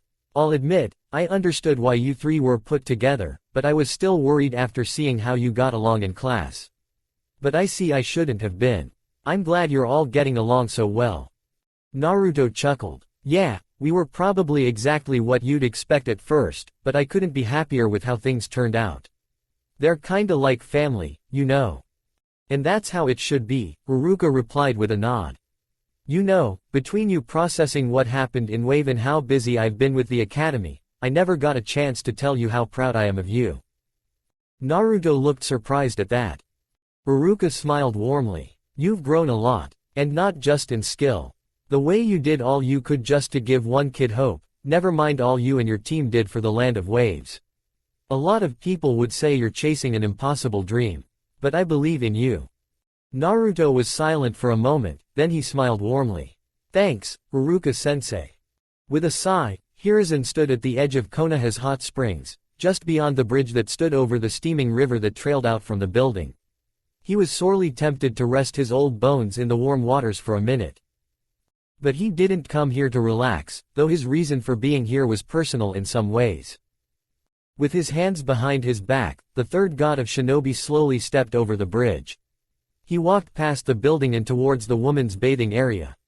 He'd suspected that Orochimaru wasn't the only one of his former students to return. Given the bonds that had once existed between them and the reports he'd sent, he had little doubt someone else would follow. And he knew just where to look when his feelers had brought whispers that he was right. Sure enough, he was both warmed by nostalgia and slightly disappointed to find a man crouching in front of the wooden fence that hid the woman's side. He was a tall, well-built man with fair skin and waist length, spiky white hair tied into a ponytail, with two shoulder-length bangs framing his face. Red lines trailed down from his eyes. He wore a green, short-shirt kimono with matching pants, under which he wore mesh armor that is visible at his wrists and ankles. He also wore handguards, a black belt, wooden sandals, and a red haori with two yellow circles on each side, with a large scroll strapped to his back. He had a blush on his face and was chuckling as he peered into a hole. "Some things never change," Hiruzen mused as he approached. "Shoulda guessed you'd know where to find me, old man." "Heard I was in town, huh?" the man said as a statement of fact. "When I learned Orochimaru had returned, I thought it safe to assume you would follow, Jiraiya." Today was the day. It had taken Naruto over a week. Lots of work with shadow clones and many deflated rubber balls, but now, he had it. In the same rocky terrain that they'd started in, Naruto stood before his sensei, who looked on silently with his hands in his pockets. He was glaring down at a white rubber ball in his hand. He closed his eyes, breathing in deeply, then, with a growl, he channeled a surge of chakra into the ball. Rotating the chakra within, he watched the ball distort until finally. Pop! The ball exploded, sending out a burst of wind that ruffled his hair. As its pieces fell to the ground, he turned and grinned at Kakashi before raising a fist in the air in triumph. "All right." He then made a V with his fingers. "Told you I had it." "Very good," his sensei said with a nod. "It's time you move on to the final step." Naruto grinned. "Lay it on me, Kakashi-sensei. I'll get it down in no time." Just one more step and he'd not only add a super awesome jutsu to his arsenal but a technique left by his father. "I wouldn't be too sure. This step's the hardest of all," Kakashi warned. The silver-haired Jonin then reached into his pouch and pulled out a scroll. Naruto looked on in anticipation as his sensei used the unsealing technique. In a burst of smoke, his final test lay before him. Naruto blinked. More balloons. Yep, Kakashi nodded as he picked one up. He then gestured for Naruto to approach. "Can't throw these." Naruto soon saw why. It was an ordinary balloon filled with air. "Care to guess what the aim is this time? It's a bit different than the other steps." Naruto frowned as he thought back to Kakashi's explanation of their training. The answer quickly came to him. "Oh, I get it. This time, I need to keep from popping the balloon." Kakashi smiled. "Right. Take all that you learned from the last two steps, and keep it all contained within that flimsy balloon, and you'll have it." Naruto nodded and then concentrated on the balloon in his hand, determination clear on his features. This was it, the final step. All he had to do was keep this balloon from bursting. Easy, right? He had this. He formed an orb of chakra within the balloon. It exploded almost immediately. Sakura knocked on the door before her and waited, putting her hands behind her back. "Be right there," she soon heard a familiar voice say. The door opened to reveal Naruto, who grinned. "Hey, Sakura, good to see you." "Sakura, glad you made it." She heard Fu call from her place at Naruto's table. She saw the green-haired girl raise a bag. "I brought snacks." "Well, I see someone got here early," Sakura noted with a smirk. "So, are we just waiting on Sasuke?" "Yep. Knowing him, he should be here any minute," Naruto said as she stepped inside. "Oh," she muttered as something occurred to her. Fu, what kind of snacks did you bring?" she asked, afraid she already knew the answer. Fu smiled, closing her eyes. "Some sweets from Gekkoyum. They make some of the best mochi I've ever had." She and Naruto looked at each other. "Oh boy," she muttered before looking at Fu, who looked at her curiously. "Sasuke hates sweet things." Fu's face fell. She looked at her bag in disappointment. "Oh, damn it." Naruto waved off her concerns. "Don't worry. We'll still enjoy them, and I'm sure I've got something around here he can snack on if he wants." "Well, I'll take some," Sakura said as she joined Fu at the table. The mint-haired girl smiled as she held the bag to her. "You like that place, huh? Hope I'm not going to regret showing it to you." "Huh?" Fu blinked before she seemed to get what she meant. This is the first time I've been back there since you showed it to me. Can't pig out on sweets every day, you know." "Unless you're an Akamichi," Sakura replied, jokingly as she took out a package of dango. Fu blinked.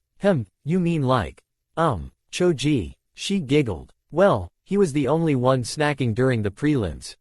Sakura didn't get why Fu's team seemed to shun her. Sure, she could see how all the other girls' energy could get annoying at times, but she was a good sort. Fu had spent more time with Naruto, no surprise there, the exuberant pair got on like a house on fire, but she and Sakura had hung out a few times over the past few days.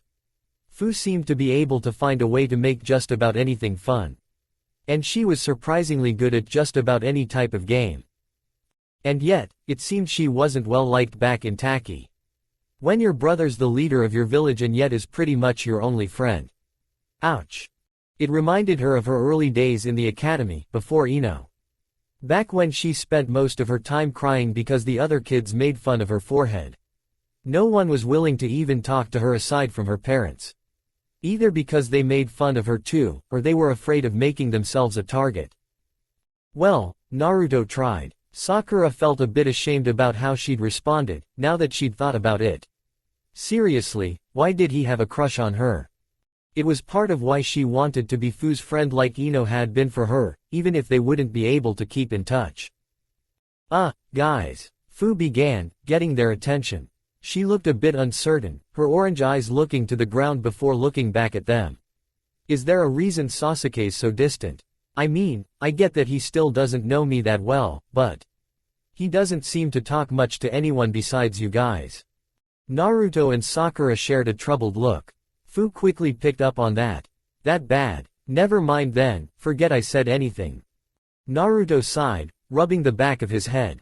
It's pretty hard to get him to open up. He's the type that doesn't really care for idle chit-chat, you know. He can come off as cold, but he's a good guy beneath that. Fu nodded. I can tell. You guys seem really close. She then scratched her cheek. I wish I had a team like yours. Sakura smiled, briefly reminiscing how their team had started out. I remember Sasuke used to be a lot more open, she began, thinking back further. But then, she trailed off and shook her head. Then I came home to find my entire clan dead, Sasuke said, startling all three of them and drowning out the sound of the door creaking open. They all turned to see him standing at the now open door. What? Fu blanched, her face paling as she seemed to shrink into herself as Sasuke walked into the room, joining them near the table. Oh God, that's... Her mouth worked for a moment, unable to find the words before her wide eyes fell to the table. I knew you were the last Uchiha. But, I never heard how that. I thought the clan just dwindled over the years.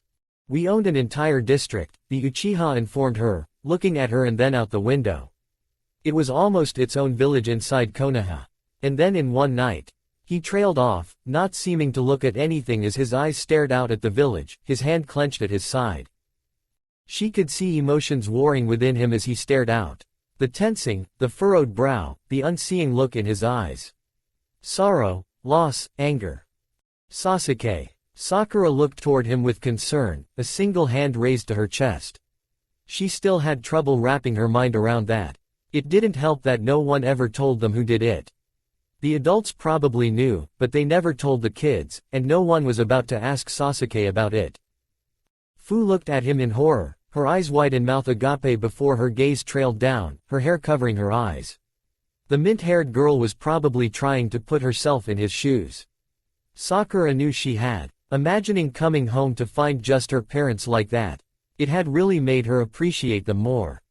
Naruto looked pained, while Sakura continued staring at the other boy with concern, neither sure of what to say. This was the first time Sasuke had actually talked about that night. Fu looked up, a slight watery shine in her eyes as she looked sadly at Sasuke. A few seconds of silence passed before the Uchiha of all people broke it. So, weren't we going to play cards? Seeing the effort to get them past that gloomy subject for what it was, Fu sat back, shook her head to clear it, wiped her eyes, and nodded. Yeah, I've got the cards right here. Fu pulled out a deck of cards from her pouch. She then looked apologetic as she placed it on the table. Sorry, I brought snacks, but no one told me you didn't like sweets. Sasuke shook his head. Don't worry about it, he replied as he sat down at the table. The other two members of Team 7 joined him. Naruto gave Fu a slight smile as he said, Fu, why don't you shuffle? He then winked at her. The mint-haired kunoichi seemed to get it and smiled, and then she turned her attention to the cards in her hand. Sakura blinked as she watched the tacky kunoichi work. The cards just seemed to flow and glide between her hands. They flew in twin streams between her hands with a flourish before she had the cards dance between her fingers. Whoa! Sakura breathed, and she knew she wasn't the only one impressed. Naruto grinned as he watched, clearly having seen it before. For a few moments, they watched the tacky kunoichi seamlessly shift the cards through flourishes. The girl's orange eyes gleamed at how they enjoyed her work, clearly happy to entertain and lighten the mood. Sasuke, Naruto spoke up, getting the Uchiha's attention. I'm not going to say I understand what you've been through, but Sakura and I have your back. Yeah, Sakura nodded with a soft smile. We're here for you if you need it. Me too, Fu added as she placed the cards on the table. She looked at Sasuke sadly. I know what it's like to lose someone you love, but that. I know I won't be here long, but whenever I'm around, you can count on me. Sasuke closed his eyes, but Sakura got the feeling he appreciated the offer. They never told us anything about who did it. Did we ever catch them? Sakura asked. No, he's still out there, Sasuke replied, looking out the window with a frown. Did Sasuke know who was responsible? Wait, he was there that night. He just said it was already over by the time he got home, but did he actually see the culprit? So he's the guy you've been after, Naruto noted. When the time comes, Sakura and I'll have your back. Sakura nodded, her brow furrowed. Same here. If you ever track this guy down, just say the word, and I'll come running, Fu said with a nod. Then she rubbed the back of her head with a sheepish smile. If you can get word to me, I mean. Right. Taki was a hidden village. After a moment, he looked at the other three and just said, thanks. Another period of silence passed before Sakura spoke up. So, does anyone have any idea what we're playing? She'd been invited for cards, not a specific game. She didn't really have any preference. Sasuke shrugged while Naruto cupped his chin and thought. Fu meanwhile beamed. If no one else has any ideas, I've got one. After a moment without any objections, Naruto said, okay, go for it. Fu beamed before she began dealing out cards. Alright, guys, the name of the game's Hearts. Kakashi made his way through the halls of Konoha's administration building. He greeted the few who crossed his path with a nod as he made his way to the Hokage's office. The silver-haired man had been sitting back with his book after spending the day training his students before getting to work improving his own skills. There was always room to grow, after all, and he wasn't going to delude himself into believing he was a match for one of the Sannin. Who knew what resources Orochimaru could have at his disposal, what he had planned or how insistently he'd pursue his student after placing that damn cursed seal on him. The copy ninja would do his damnedest to be ready to protect his students and the village. Then, out of the blue, an Anbu member had appeared at his door and told him the Hokage wished to see him. That was one thing he would never be late for. He knocked on the door upon reaching his destination. Come in, he heard from within. He opened the door and stepped inside. You wished to see me, Lord Hokage? Kakashi asked as he walked halfway to his leader's desk. The third Hokage sat at the table with his fingers steepled together. He nodded, thank you for coming on such short notice. A formality. It wasn't like anyone could refuse. It was no trouble. Now, if I may ask, why have I been called here? Hiruzen closed his eyes. Someone wanted to speak with you, and I wanted to sit in on this discussion. Kakashi frowned as he wondered who the Hokage could be talking about. It was then that a chuckle reached his ears. Someone else was in the room. Someone he hadn't even sensed. For an instant, he tensed, but he relaxed again almost immediately. This was a voice he knew, though one he hadn't heard in many years. He turned, wide-eyed, to see a tall, white-haired man leaning against the wall with his arms crossed, smirking at him. Hey, Kakashi. Been a while. Jiraiya, Kakashi said, a hint of surprise in his tone. Jiraiya of the Sannin, one of the legendary students of the third Hokage. The sensei of his sensei. One of the strongest shinobi alive. And the author of his favorite book series. I didn't know you'd returned. Hey. Good, then I'm not losing my touch. Jiraiya mused, cupping his chin. He then lost his smirk, looking at Kakashi with a slight frown. I can't imagine things were easy for you after the Kyuubi attack. You doing okay? Kakashi shrugged. As well as can be expected. He replied, getting a hum from the man. But I take it you're not here to talk about me. The old man told me about the Uchiha brat's new tattoo. Is your team alright? Has he shown any signs of trouble? Jiraiya inquired. Thankfully, no, and my team is doing quite well, Kakashi replied. They had a rough start, but I'm glad to say they're far more functional than either of ours were, especially so early on. But then, hardship and trauma can do that. Jiraiya crossed his arms again and nodded. Yeah, I heard about what went down in Wave.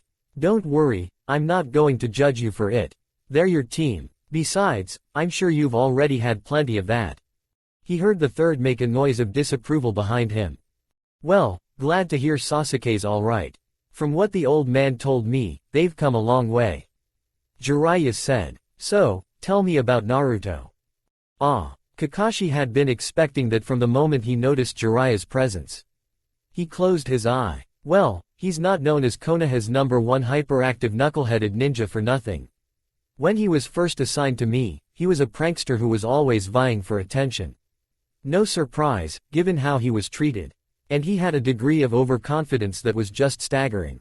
Always trying to prove he was better than Sasuke, kinda like you and Orochimaru. He then opened his eye. But he had the same heart as his father. Even if he was a bit rough around the edges. And he's grown by leaps and bounds. Even if his mouth might still be a bit too big for his own good, at least now he can back up most of his claims, and he's quicker to recognize when he's out of his league. He's put that mind of his to good use, showing that all that time playing pranks was anything but a waste. And he has the same dream as his parents. Jiraiya chuckled at that. To become Hokage, huh? For the same reasons, I bet. Guess the apple doesn't fall far from the tree. Kakashi shook his head. I can see a lot of them in him. Jiraiya hummed in thought. Tell me about what you're teaching him. Kakashi did, from his admittedly abysmal first lessons that had Jiraiya frowning, to their new regime, and everything he tried to teach him. The legendary ninja sighed. Rasengan, huh? I'd hoped to pass his father's technique down to him myself. Jiraiya mused. Kakashi thought to himself that if that was the case, he should have been here before. He'd had let Naruto down. Kakashi wasn't going to deny that. But, as much as he respected Jiraiya, he had failed the boy more. But, I can't blame you. You had as much a right to teach Naruto that technique as I did. And at least you were here, unlike me. Jiraiya said, somewhat bitterly. Huh, so he was aware of it. Well, it's good to know you didn't just follow Orochimaru here, Kakashi noted. I was planning to take over the boy's training, Jiraiya admitted, looking out the window. Kakashi bit back an argument as he considered that wording. I'm sensing a, but. Jiraiya buried his hand in his long white mane as he looked away. But I know me, and I'm pretty sure I wouldn't have thought of taking advantage of shadow clones the way you did. And with all you've managed to teach him and his teammates. Yeah, you're doing as well as I could. Maybe better. I wouldn't be doing him any favors taking him off your hands. Kakashi's eye widened slightly. That wasn't what he expected from his sensei's teacher. It helped put to rest some lingering guilt over his early days with his team. He wants to master the Uzumaki clan's art, is that right? Jiraiya asked, and Kakashi nodded. Well, consider me his tutor in sealing jutsu. I'll take him under my wing and teach him a few others of my own personal tricks, but I'll leave him to you, for the most part. Well, he wasn't going to argue about that. Jiraiya was the foremost expert of sealing jutsu in the nations after all. But there is one other thing I need to teach him ASAP. And what's that? Kakashi asked. How to tap into the Kyuubi's power. Kakashi frowned. Now here he had mixed feelings. On the one hand, Naruto probably should be able to. It was kind of the point of Jinchuriki in general. And he needed to know how to control it. Wave proved that. Still. Trust me, he's going to need it, Jiraiya said grimly. Kakashi's frown deepened. You know something I don't. It wasn't a question. I'm afraid, Hiruzen spoke up, drawing both pairs of eyes to him. Jiraiya's absence hasn't been solely due to his pursuit of Orochimaru. The next day, Team 7 met in the now familiar rocky grounds outside the village. Before we begin training today, Kakashi began. Naruto, there's someone who wants to meet with you. The blonde blinked as Sasuke frowned while Sakura looked curious. Huh, who's that, Kakashi-sensei? I'll let that be a surprise, the copy ninja answers. Meet them in the third training ground at 5. Naruto's brow furrowed. He crossed his arms and tilted his head. I don't get why this guy can't just come here. He then shrugged, but, fine. I don't have any plans today anyway. Naruto felt a bit nostalgic as he walked up to the trio of posts near the heart of the third training ground. It had been a while since he'd been here. It looked like he'd gotten there first. He didn't see any signs of anyone else. He looked around the clearing, finding reminders of the day he and his team took the bell test, and smiled fondly at the thought. His expression shifted and became somber then as he walked up to the memorial stone. He read through the names of his village's fallen heroes until he found 2 in particular. Obito Uchiha and Rin Nohara. He didn't know them, but from what Kakashi had told them, he would have liked to. They were precious to his sensei. And sadly, they'd died around the same age he was now. He closed his eyes and put his hands together in prayer for a moment. Well, nice to see kids paying respect where it's due, a voice from behind him said. Naruto instantly turned around, tense and ready for a fight. Leaning against a tree near the edge of the clearing was a tall, white-haired man he'd never seen before, watching him with a smirk. And who are you supposed to be? Naruto asked. You the guy I'm supposed to meet here. The man just chuckled. Well, I'm glad you asked.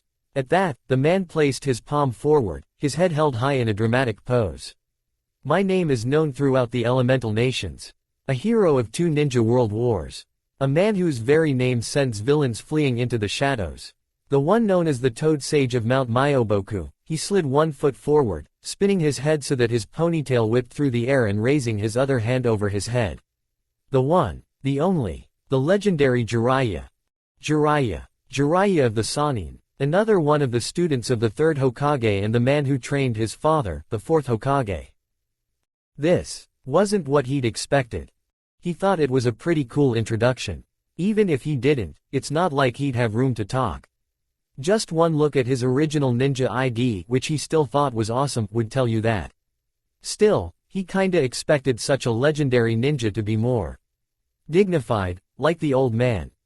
Besides, Naruto glared. Jiraiya, he began, and the legendary shinobi dropped his stance a little, looking at him curiously. You were close with my dad, right? Ah, right, Jiraiya seemed to see where he was going, dropping his pose entirely and rubbing the back of his head. Yeah, I was. He was like family to me. He sighed. Naruto started to say something, but Jiraiya interrupted. Look, kid, I can make excuses for why you've never heard from me, but what it boils down to is I had too much on my plate to come back to Konoha. Hell, I hadn't set foot here for years before the Kyuubi attack. I'm Konoha's spymaster, and I've been onto something big. Too big for me to walk away from. Naruto pointed accusingly. And that stopped you from just dropping by for one day to say, hi, I knew your old man. It was sensitive stuff, Jiraiya argued back. And what the hell was so important you couldn't lay off of it for, what, a week? You don't need to know right now. Jiraiya shot back. He then sighed. Look, you've got every right to be mad, but it's not like I didn't keep my ear to the ground about you. Who do you think sent you that frog wallet you still hang on to? That drew Naruto up short. He reached into his pocket and pulled out his frog-like wallet, stuffed to the brim. Jiraiya chuckled. I wanted to send a toad-shaped one, but that's the closest I could find. He then smirked and pointed his thumb at himself.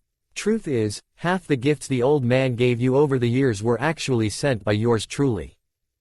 Naruto looked back at his wallet and briefly remembered, back to his 5th birthday, when he opened a gift box from the 3rd Hokage. He'd said it came from a friend of his father but wouldn't tell him anymore. So, it was. I know it's not quite enough, but part of the reason I came here was to try to make up for lost time, now that business brought me back around.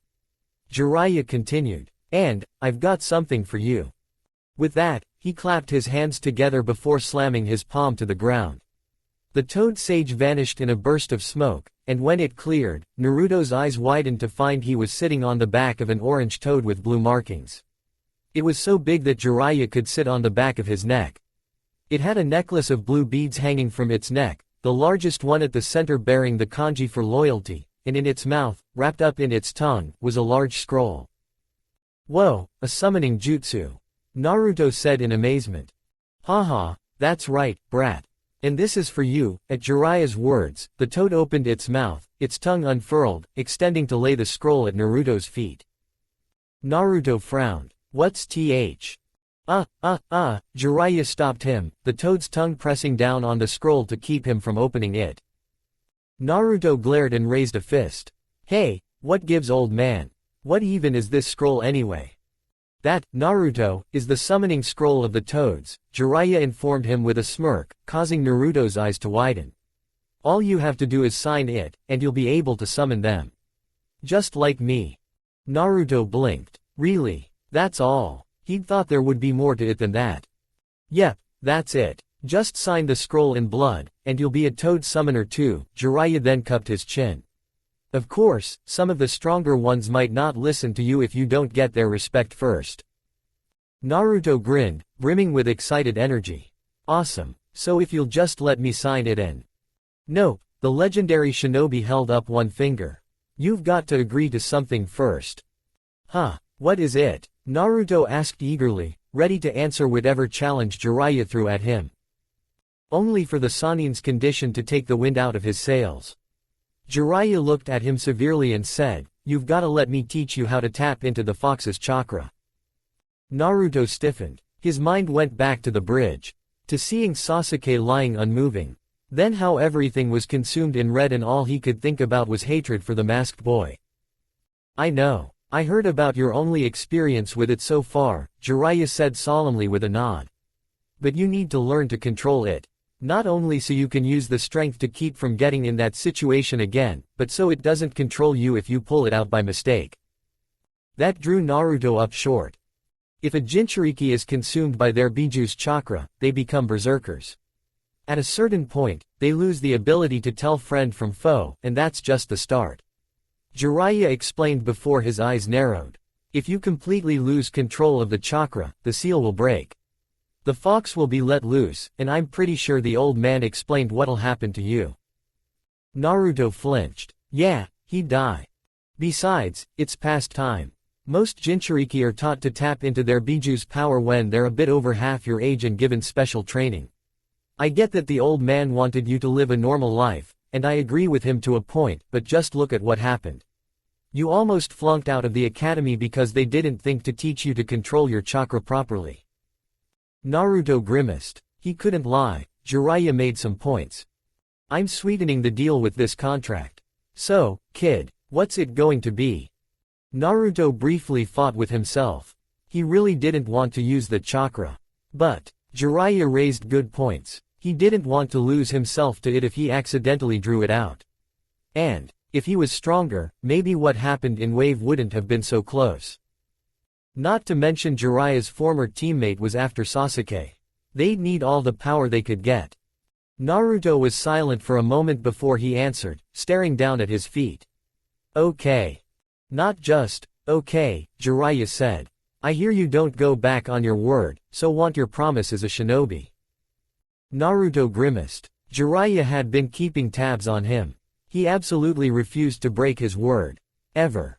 He glared. "Fine. I give you my word as a shinobi of Konoha, I'll learn how to use the fox's chakra." Jiraiya nodded and smirked, "Then let's get down to business." With that, the toad's tongue unrolled the scroll, revealing several empty spots followed by names with their fingerprints at the base, all black except for Jiraiya's, which was written in red. It was the name directly after his that caught his attention. Minato Namikaze. Naruto blinked, staring at the name for a second before looking up at Jiraiya, who chuckled. "Yep, he got the contract from me, and now I want you to sign it. The toads are one of the best contracts out there. Oh, and if you think that you might find another good one, don't worry. They don't mind if you sign 2 or 3 of these." He placed one hand on his knee. This isn't all I'm planning to help you with. I hear you want to learn sealing jutsu. Well, you're looking at the #1 expert of sealing jutsu in all the lands. I can help you with your clan's lost art, and there's plenty of other things I can teach you, too. This is just the beginning. He then leaned forward. Naruto wouldn't lie and say he completely forgave Jiraiya, especially not after that stunt, but this guy trained his father. And he was one of the strongest shinobi alive. He'd be stupid to turn this down. Besides, he was probably honest about wanting to make up for lost time. He'd give the old man a chance. All right, Naruto said before raising a fist, grinning. And when all's said and done, you can say you trained 2 Hokage. Jiraiya chuckled. Well, we've got a ways to go. So, why don't you go ahead and sign the scroll? He kneeled down and bit his thumb, signing the empty space before smearing the crimson liquid over all his fingertips and pressing them onto the sheet. Congratulations, kid. You are now a proud summoner of the Toads of Mount Myoboku. Jiraiya said. Cool. So, I just clap my hands and… Hold on there, Jiraiya said, raising his palm in a stop gesture, causing Naruto to freeze. Before we do that, I want to do some training with you. Huh, Naruto squinted at him. Why couldn't they do that after he tried out his new jutsu? I want you to walk on water while I take stock of your skills. I can give you some pointers in the meantime, but more importantly, I want you to use up all your chakra. What? Why? Jiraiya gave him a severe look. So that when you try the summoning jutsu, you'll draw out the fox's chakra. Naruto grimaced. Already? So, let's get started. Hours later, and Naruto lay on his back by the river, chest heaving as he panted. It had taken the better part of the afternoon, but the blonde was finally running low on chakra. Jiraiya had put him through the ringer. Everything Kakashi had him do, at once, all on the water. Still, Jiraiya showed that he was the man who trained the 4th Hokage. He'd pointed out flaws in his fighting style, gave him some pointers with wind jutsu, and told him some things about the chains. Apparently, he'd asked his mom about the chain barrier when he had been researching barrier ninjutsu. He'd told him the basics and promised to write down everything he knew on the subject in a scroll. When it was all over, Jiraiya had actually had to catch him when he dispersed all the clones and all their exhaustion hit him. Now he was lying on his back, trying to center himself amid his clones' experiences. All right, kid, Jiraiya began, standing over him. We need to do this while you're still good and tired. So, let's get to it. Okay, just give me a second, Naruto replied, sitting up and putting one hand on his brow. He shook his head and stood up, facing the Sannin without his usual energy. Well, let's have it. Jiraiya closed his eye and held up one finger. Now, what I did earlier was a more advanced version of the technique. For someone just starting out, you'll have to smear some blood on the hand you signed the contract with and then form the boar, dog, bird monkey, and finally ram hand seals. He then frowned at Naruto. I want you to reach deep into yourself. Draw out as much chakra as possible and summon the biggest thing that you can. Act as if your life depends on it. Naruto nodded, frowning down at his hand. He bit into his thumb, smeared a line of red onto his palm, and closed his eyes. He tried to do as the Toad Sage told him. He then ran through the hand seals and slammed his palm onto the ground. Summoning jutsu. He immediately knew he had failed. No chakra other than his own and a small cloud burst around his hand. When it cleared, it revealed a small toad. Over twice the size of a normal one, but still, nothing compared to the one Jiraiya summoned. It was orange too and had purple markings around its eyes, lips, and chest. Oddly, it wore a tiny vest. The toad raised its front leg in greeting. Hey, what's up? Are you a new summoner? Naruto blinked. He could talk. Well, not the strangest thing he knew of, he guessed. He grinned and pointed to himself with his thumb. Yep, I'm Naruto Uzumaki. Nice to meet you. Same to you. The name's Gamakichi. The now-named Toad answered. Jiraiya sighed and crossed his arms. Well, that was a bust. He then cupped his chin. Still, it's something that even worn out as you are, you didn't wind up with a tadpole. Oh, hey, if it isn't the old pervert. Well, I guess the newbie had to get the contract from somewhere. Gamakichi said, looking up at Jiraiya. What's shaking? Naruto frowned and looked up at the Sannin questioningly. Pervert. Naruto had expected Jiraiya to say something in his own defense but was severely disappointed. Instead, the white-haired man chuckled and crossed his arms. Yep, you're looking at one of the most refined appreciators of the female form on the entire continent. The Kyuubi Jinchuriki's eye twitched as he glared at the legendary ninja. And he's proud of that. This was the guy who'd trained his father. Yep, the man was a far cry from his own sensei. He sighed and decided to change the subject. So, you want me to try again? Can Gamakichi stick around? The little toad seemed pretty cool. Actually, let's call it a day, Jiraiya replied. Naruto blinked again. What? Jiraiya gave him a grin. I think we've won enough for one day. Why don't you get to know your new friend? He then waved at the blonde. See ya. Hey, wait a minute. Naruto yelled in vain as the Sannin disappeared in a burst of smoke. He sighed before he crossed his arms and started to grumble. Damn it, what the hell? After all that work to burn through my chakra. Hey, he's just like my old man said. Gamakichi noted. Naruto looked down at the little toad. Well, if they'd be working together, they should probably get to know each other. Jiraiya was right about that, at least. So, ever been to Konoha? Nope, this is the first time anyone's ever summoned me, the not-so-little toad said before raising a brow. Aiming for something bigger, I take it. Naruto rubbed the back of his head sheepishly. Yeah, the old perv kinda wanted me to try summoning when I was low on chakra as an exercise. He then perked up. But hey, why don't I show you around? Sounds fun, Gamakichi said before leaping up onto Naruto's shoulder. Hey, know any sweet shops?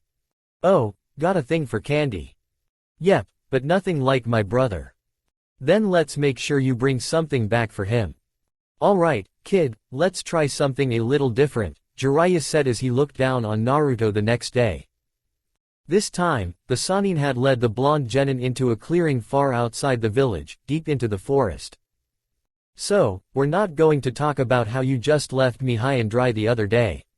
Naruto asked dryly. Hey, it's just as I said. It was a good chance for you to make friends with your new summon. Jiraiya replied, placing on hand on his hip. Trust me, he's not going to be that small for long. Naruto just stared and made a sound of annoyance. Think about it, kid, would you appreciate it if someone called you out of the blue and then sent you right back because they were looking for someone else? Naruto winced and rubbed the back of his head. Yeah, you have a point. And he seemed pretty cool. I mean, it's not like I would have just sent him back but he would have just wound up sitting around watching you train otherwise, Jiraiya pointed out. Naruto sighed. Yeah, that was true. If he'd thought about it, he'd probably have wanted to call it quits then, too, after pulling Gamakichi from his home with no warning like that. He'd just been irritated with how the Sannin handled it, just up and leaving without any explanation. After a few moments, Naruto sighed. So, what are we trying this time? Well, for starters, sit down, Jiraiya said as he sat down cross-legged on the ground. Naruto followed suit. It's not exactly my area of expertise, I definitely wouldn't try to use it in a fight, but I do have some passing skill with genjutsu. Let's see if I can't help you get in touch with the power resting inside you. The sage then grimaced. This might be tough. If this doesn't work, we'll have to try to simulate what got you to tap into it in the first place. Naruto shared his expression as he recalled that day on the bridge. Well, let's hope for the best, the Toad Sage said before he ran through a series of hand signs. Naruto felt the effects immediately and began to feel drowsy. Then, his focus turned inward. As conscious thought began to float away, his attention turned to the power coursing through his chakra network. He'd never before felt so in tune with it. He could almost map its course through his body. He managed to recall what he was doing this for and looked deep through the river of blue for the red he barely remembered. He dove deeper and deeper until he found it, like a crimson sun, shining deep in the sea of azure. He reached for it, and suddenly, full awareness returned as Naruto's eyes shot open.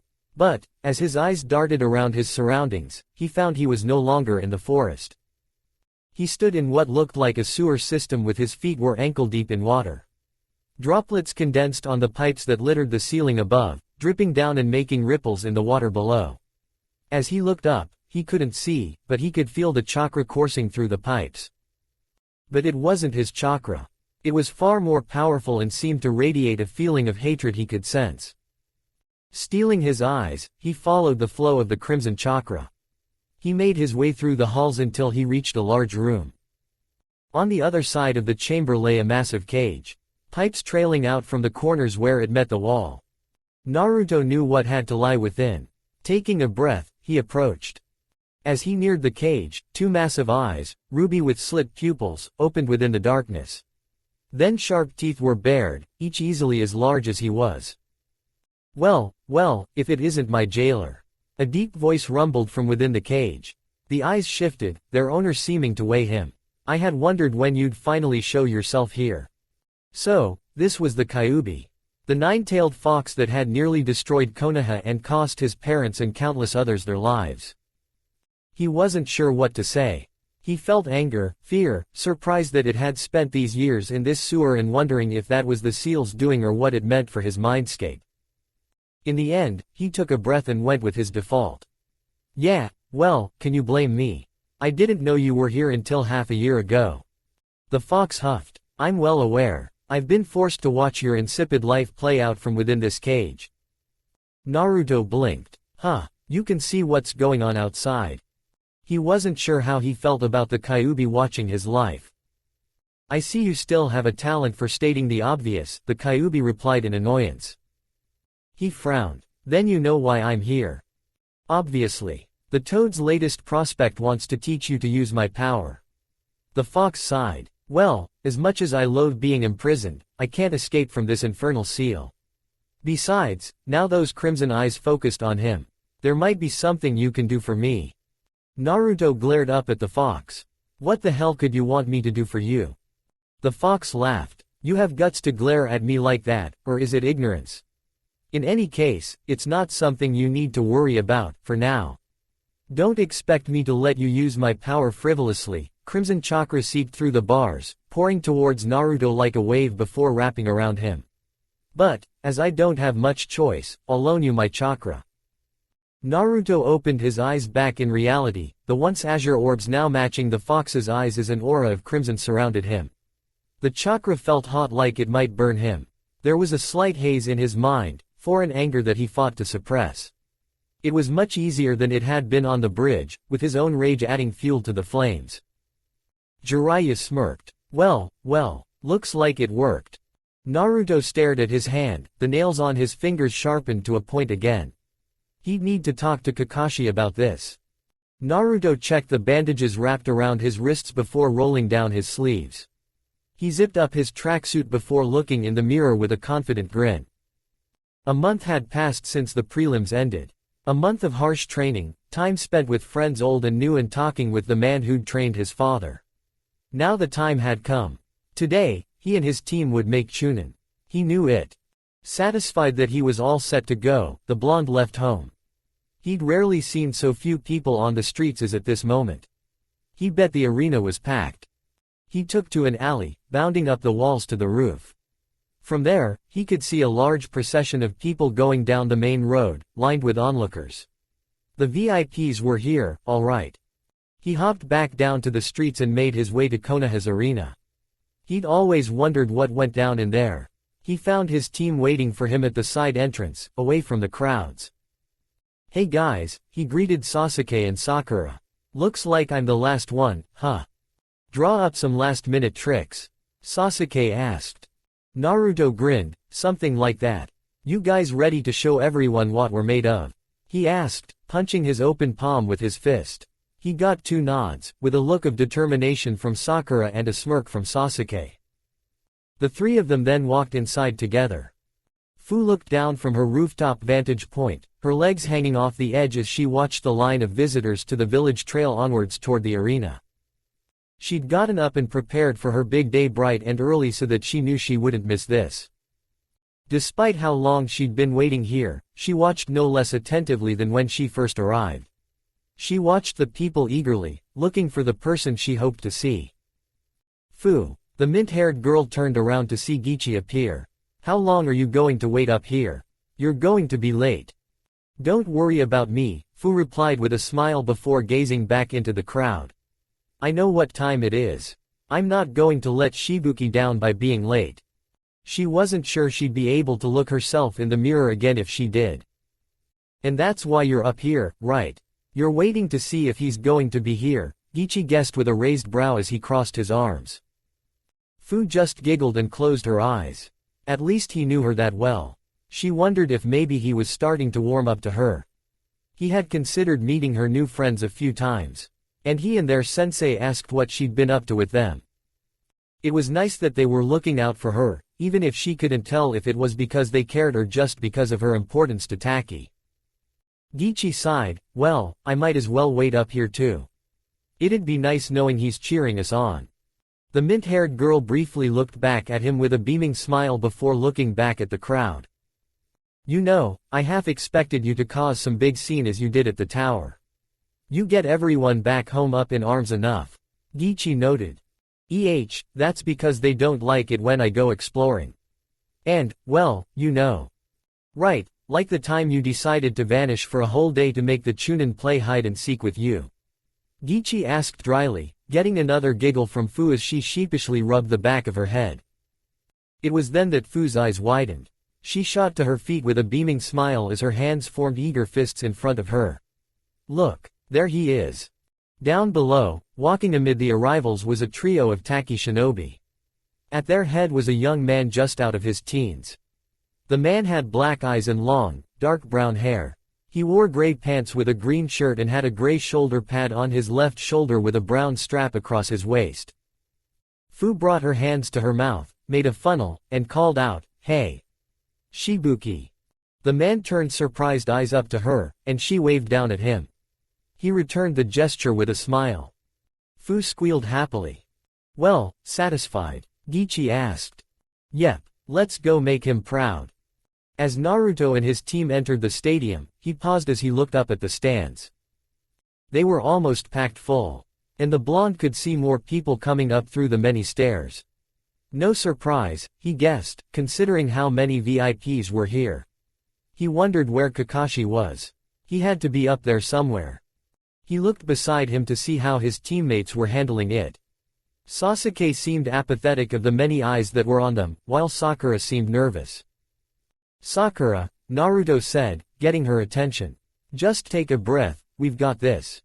Sasuke grunted in agreement. You've come this far. The pink-haired girl took a breath and nodded, smiling slightly. Thanks, guys. Naruto grinned. Come on, that promotion's waiting on us. The three genin walked forward, joining the others, standing in a line before a Chunin. Naruto frowned as he got a look at the guy. Huh, what happened to that Hayate guy? The previous Proctor had been replaced by a man with straight, shoulder-length brown hair and matching eyes. He wore the standard Konoha shinobi attire with a bandana-style forehead protector. He had a senbon in his mouth, his hands in his pockets as he eyed the new arrivals. Hope he's alright. He did seem sick, Naruto thought, remembering the dark circles under Hayate's eyes and how often he coughed.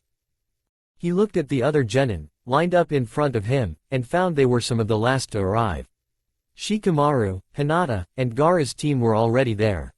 Hey, Shikamaru, Naruto greeted as he and his team approached the lineup. You all set for your match? Hardly, Shikamaru replied with a sigh. This is such a drag. Naruto chuckled. Some things never changed. It was a while later that Naruto heard quick footfalls. He turned to see Fu entering the arena, Gichi trailing behind. Naruto smiled. Hey, cutting it close, huh Fu? Fu stopped, beaming at him. Naruto, get this. Shibuki's here after all. Naruto's brows shot up, and then he looked at her curiously. Oh, is that what you were doing? The mint-haired girl nodded her head. Yep. I just had to see if he would be here with the other VIPs, and he is. I've gotta show him he was right to send me here. She then pointed at Sasuke with an exuberant grin. No holding back during our match, Sasuke. Let's show everyone our best. No need to tell me that, Sasuke replied with a smirk. Hey, pipe down, the Proctor said. This isn't the schoolyard, you know. That drew the attention of all the genin. Try to look good for the customers. At that, all the hopefuls stood at attention, waiting for the exam to start. Time passed as the genin stood at attention, but there were no signs of any new arrivals. Or at least, not down in the field. Naruto's wandering eyes landed on the Hokage, looking down on the proceedings from the highest spot when he saw others join him. Two men flanked a third, wearing matching attire to the Hokages but blue where the Hiruzen's were red. Naruto couldn't make out much about him from so far away, but he was wearing a matching hat too, but with a cloth mask that covered half of his face. I guess that's the cage. Naruto glanced at the Suna genin.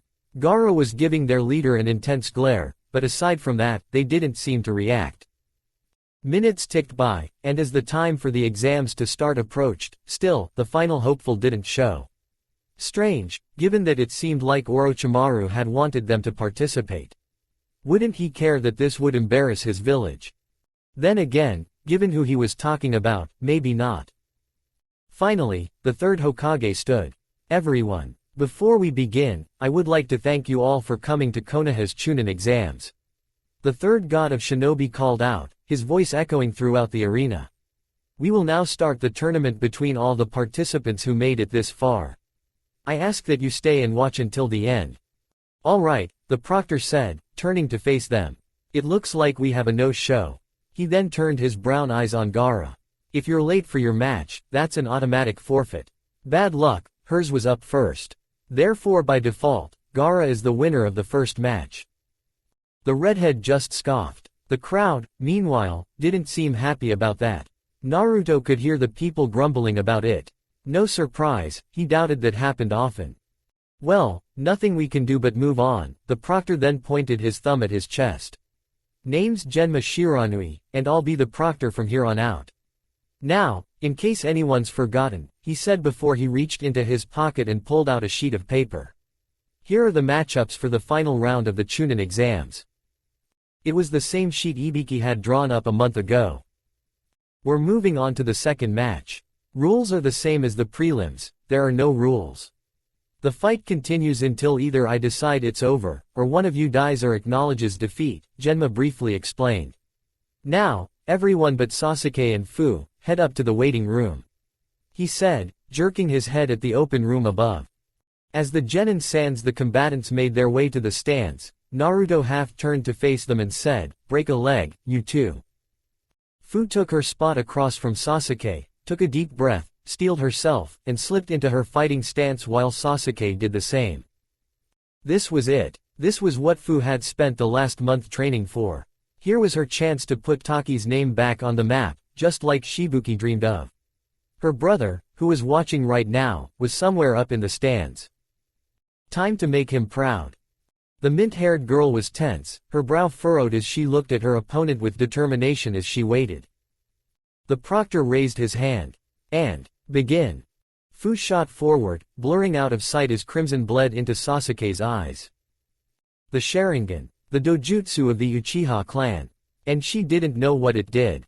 She could guess. It was an eye ability, so it probably improved his sight. Maybe let him read movements or see things the naked eye can't. The way he fought during his prelim match told her that much. Her strategy would be good to test out those eyes' abilities, but it wasn't the right time to spring it.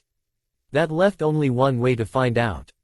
So she thought before the world faded away, leaving her in a void. Naruto frowned as he saw Fu go stiff as stone. Then he saw her relax and come out of her fighting stance, standing at ease despite the proctor's command. For a moment, he wondered what had happened. Then he noticed Sasuke do the same with a smirk and realized what had happened. What happened? Lee asked, looking down at the arena in confusion. Sasuke must have caught her in a genjutsu, Sakura noted.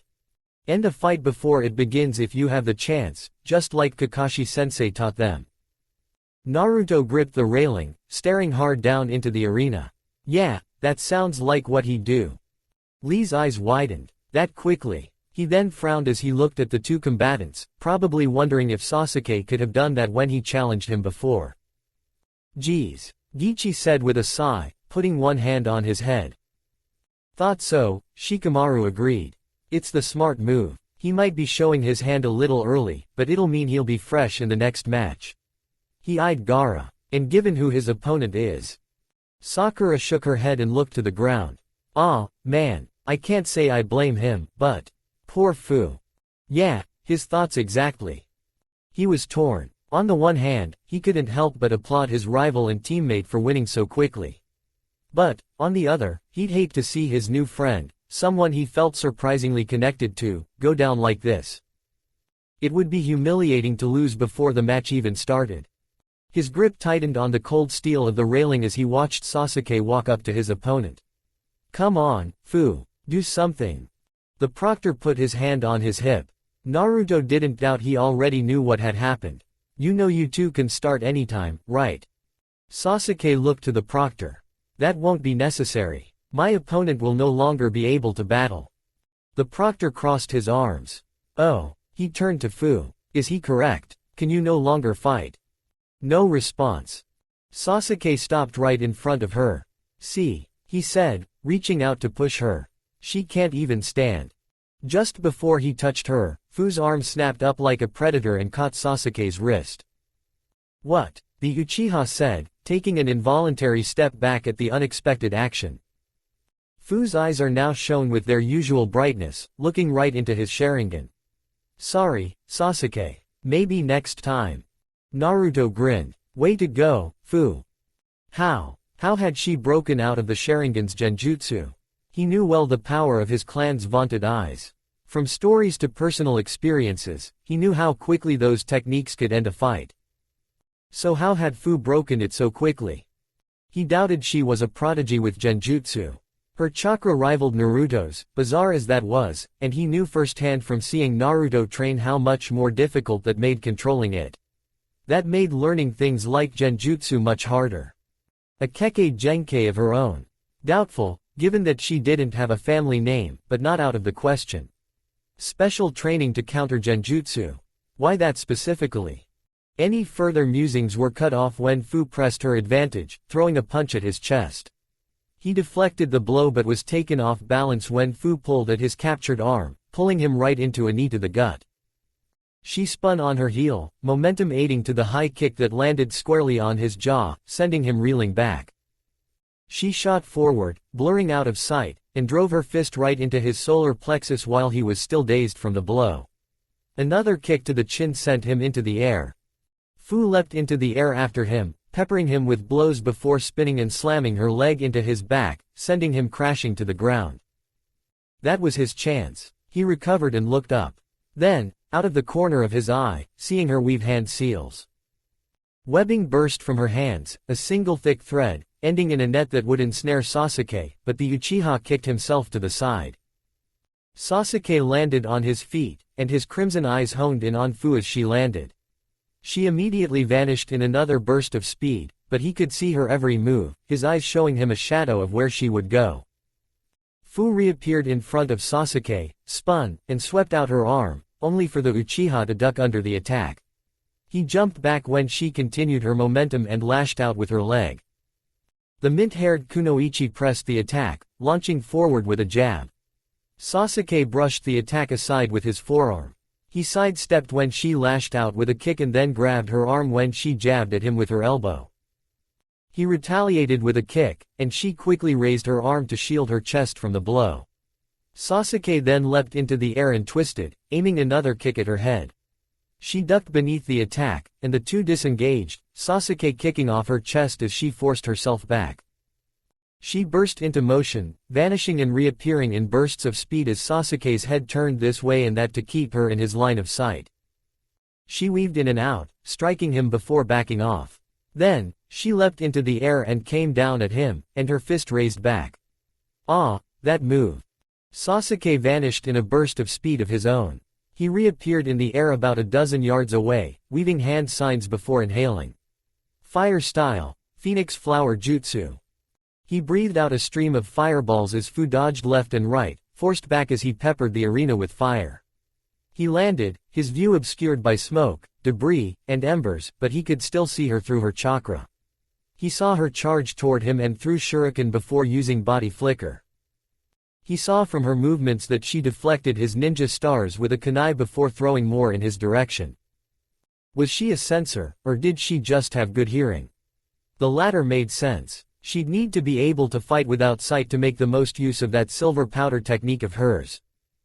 He saw her throw something his way and heard the sound of metal cutting through the air. He drew a kunai of his own to deflect the attacks, only for his eyes to widen as he saw what was attached to the kunai. Smoke bombs. They erupted, covering a good part of the arena in black smog as Fu charged to meet him. She leapt into a high kick. Sasuke ducked under the attack, gritting his teeth.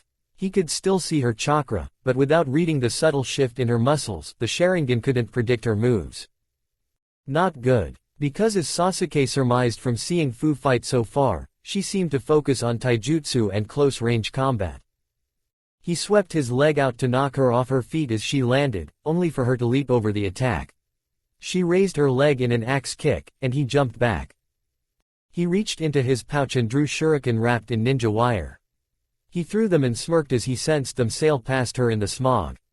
Then he clicked his tongue as she leapt into the air and vanished in a burst of speed. Damn, she figured it out. She must have remembered how that trick from the prelims. He turned his head from side to side, catching brief glimpses of Fu darting around him. Then, as she did, he heard the hiss of pressurized air around him. More smoke bombs. Great. He sensed danger just in time to duck as she flew over his head from behind. She landed and spun on her heels, closing the distance between them immediately. He moved to deflect a blow aimed at his head but found it a feint when Fu suddenly dived down, spun on the ground, and whipped up her leg at him. The Uchiha leaned back to dodge, only for the mint-haired Kunoichi to grab his ankle. She pulled him off of his feet as she spun and raised herself up. Sasuke had just enough time to raise his hands over his chest before a kick sent him flying. She blurred forward and continued her assault. Sasuke blocked the first two attacks before she slipped through his guard and landed a jab on his jaw, whipping his head back. Another blow had him double over. Thinking quickly, Sasuke reached into his pouch, pulled out a ball of explosive tags, and dropped it. As it began sparking and popping, Fu took the hint and kicked herself back. Sasuke did the same, right before it went off between them. The Uchiha dropped two more before retreating further into the smog. He came to a dead stop just the last tag went off, his eyes honing in on Fu. The mint-haired girl had stopped moving. Good. She'd lost track of him. And as long as he didn't make any noise, he'd bought himself some breathing room. The hissing had also stopped. So the smoke should start clearing now. And then Fu began to move again, weaving hand seals and releasing another net of webs in a random direction. Then another. Okay then, never mind waiting this out. Sasuke put his hands together in a tiger sign and vanished in a burst of speed. Fu immediately noticed and followed as he sped through the clearing smoke. He smirked as his vision cleared just as she caught up with him. He turned to face her. Once more, his Sharingan read and predicted her moves. She threw a jab at him as the Uchiha raised his arm as if to guard, only for tilt to the side, deflecting the attack with his free arm. Next, he drove his elbow into her torso, knocking the wind out of her. He then ducked down and twisted into a high kick aimed square at her chin. Fu was sent into the air, and Sasuke kneeled down before vanishing, reappearing behind her as she sailed through the air. Dancing leaf shadow, Sasuke said, looks like I've got you right where I want you. Don't be so sure about that. Fu replied as she swept her arm out. He easily deflected it, maneuvering her into position for a finishing move. But then she raised her arm and jabbed her elbow back into his chest. He blocked the attack, but when he pushed back, the mint-haired girl twisted her body and swung her leg out. He blocked with his own, and Fu pushed herself away from him, causing him to click his teeth. They both landed, and she immediately blurred over to him again before changing direction at the last minute. He ducked as she attacked him from behind, driving his foot up into her chest. He spun to follow up, but Fu quickly formed two hand seals and breathed out a cloud of glittering silver powder. Sasuke immediately shot backward, away from the cloud. He cursed under his breath. The powder was formed of chakra.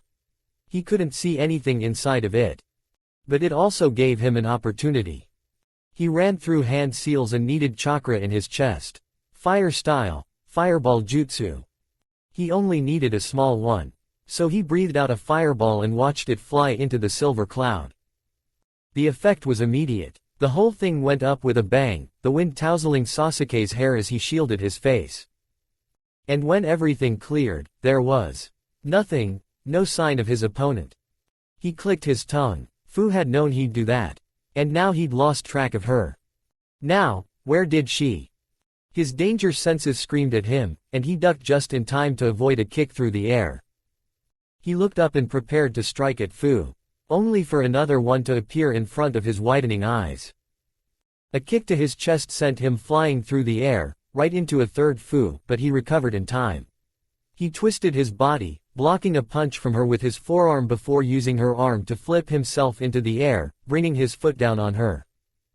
When one of the other Fus came at him with a kick, he grabbed her leg and continued his attack, only to toss himself into the air when the last one came at him from the other side. When he landed, he gave the three an amused look. Really? A clone jutsu? Copycat? Yep, that's how Fu had thought Sasuke would feel about it. Just like she'd hoped he would. Fu grinned. Well, it's a pretty good trick for fighting someone with a dojutsu. Maybe, but it's one I'm used to, Sasuke said confidently, slipping back into his fighting stance. Yep, that was the point. Fu and her clones went on the offensive, vanishing at once in bursts of speed before coming at Sasuke from different directions. Sasuke turned his head to see an attack coming at him from behind. He sidestepped a kick but ducked down when another clone aimed a blow at his neck. He grasped its forearm and threw both away as another Fu attacked from his side. He kicked himself back before deflecting a jab with his forearm, but it was then that the others rejoined the fight. He raised his arm to block an axe kick from above, grunting under its force, before another clone landed a blow square on his chest. Only for him to burst into smoke, which quickly cleared to reveal a log. A log covered in explosive tags. The Fus scattered just in time to evade the explosion, and as they came to a stop, they all turned to see Sasuke overhead. The Uchiha heir threw a series of explosive kunai down at them, and soon the arena was littered with explosions. As they charged towards Sasuke, they heard the sound of fire roaring towards them. Dragons made of fire tore through the smoke, 8 of them coming from this way and that. The Fus dodged the attacks, but it was then that Sasuke charged into the clearing smog, more dragons following just behind him. He singled one out as the dragons kept the others at bay. The clone charged to meet him as her counterparts dodged the fire. She vanished in a burst of speed just as they were about to clash. She reappeared behind Sasuke and threw a volley of shuriken at him.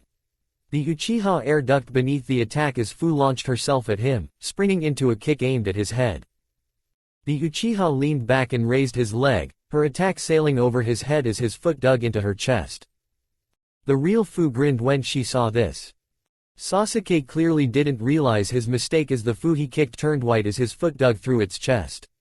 However, he clearly did a moment later when his eyes widened in shock as the clone suddenly exploded into webs. What? He exclaimed as the webs covered everything in a 6-foot radius around him. His right side was fully bound, keeping him from forming hand signs. This was it, she had him. She came to a stop as her remaining clone charged to end the fight. Then Sasuke's right hand glowed blue. Lightning surged around his palm, allowing him to cut the webbing. He could use 2 elements. He threw his hand out at the clone, and the lightning dispersed, shocking the clone and leaving it helpless. He ran past it, slicing its side with a shuriken held between his fingers as he went. He was well out of range when it burst into webs. Fu grit her teeth. Remembering about his genjutsu, she closed her eyes and listened, hearing the sound of his footsteps. The quiet noise of his arm ripping through the air as he threw something and then everything was drowned out by a loud popping. Fu opened her eyes, careful to look down and not at Sasuke's face. She ducked as the Uchiha slashed at her before raising her arm to block a kick. She then threw herself back when he jumped into a flip, kicking at her.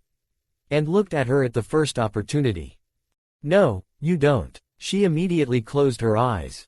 As he landed and she came to a stop, she placed her hand on the ground. She then used a jutsu Shibuki had taught her. One that she'd never had a chance to use before since it was meant for spying missions. "I've got you now, Sasuke." She sent the thought at him, and the Uchiha froze, glancing over his shoulder. She immediately shot forward and slammed her foot into his chest before vanishing in a burst of speed. She appeared behind him in a crouch and kicked up at him, only for him to launch himself into the air above her. She looked away as he landed, just before their eyes met, and threw a paper bomb at him. No cry of pain. He avoided the explosion. Fu charged forward and ran through hand seals, hearing Sasuke running to meet her. Just as she cleared the cloud, she leapt above him. Net-shaped prison. She threw an expanding web at him, forcing him to leap to the side to avoid. She immediately made another, this time aimed where he would land. Sasuke clicked his teeth, dropping his shuriken, and made a single hand seal before breathing out a stream of fire at the ground, burning the web and kicking up a wall of flames. The moment she landed, Sasuke flashed in front of her with a body flicker, crouched down, looking up at her. And instantly, the world fell away, and she found herself in a void again. Once more trapped in his illusions. It was broken a second later, but that had been all Sasuke needed. Already, the shuriken, wrapped with wires, had halfway made their first coil around her. In seconds, she was unable to move. Sasuke smirked as he stood up straight. "You took advantage of the fact that I was used to clone jutsu. I've fought Naruto's shadow clones so long, I never thought the real danger might be in destroying them. Pretty clever, Fu." Fu struggled fruitlessly against the wiring. She couldn't lose like this, not in front of Shibuki. But she couldn't move at all. Well, she could probably snap the wires if. No, not even an option, she promised Shibuki. And even if she hadn't, that wasn't her power. She wasn't going to borrow it for something like this. Damn, she really wanted to win.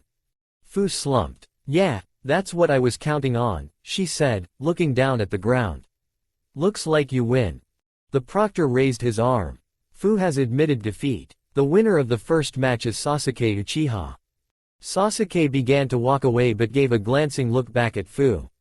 The mint-haired girl was back to her usual bubbly self, chatting away with the Proctor as he was helping to snap the wires she was encased in with his kunai. His eyes narrowed. His victory had left him feeling unusually bitter, unsatisfied.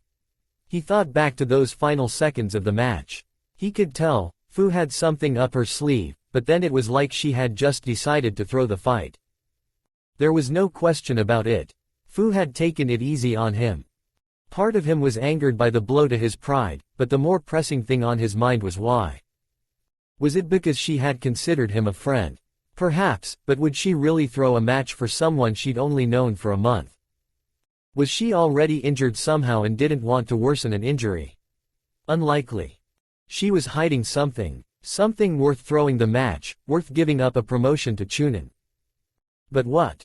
Naruto felt conflicted as he looked down at the arena with one hand on the railing, watching Fu start to exit while the people in the stands cheered on. But, of course, Sasuke had already left, no surprise there. On the one hand, he wouldn't lie, part of him was glad his rival had won. Of course, what sort of jerk wouldn't be?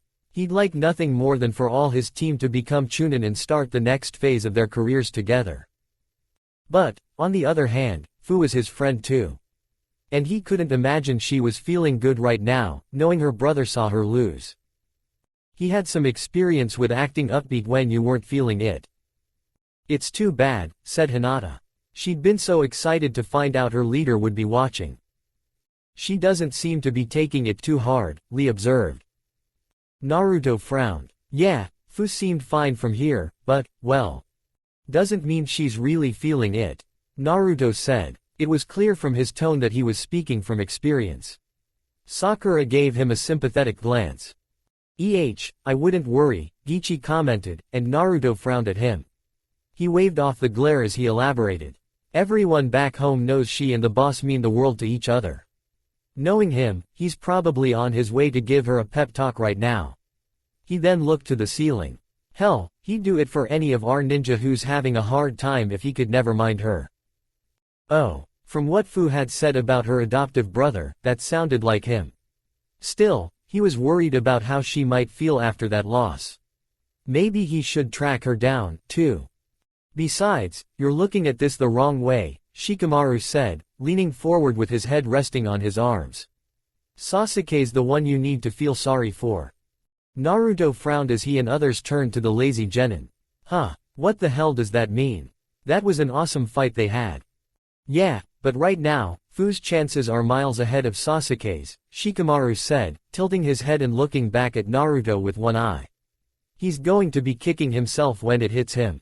He made it this far and may have blown it in the first 2 minutes. Naruto blinked before crossing his arms and frowning. What the hell was he talking about?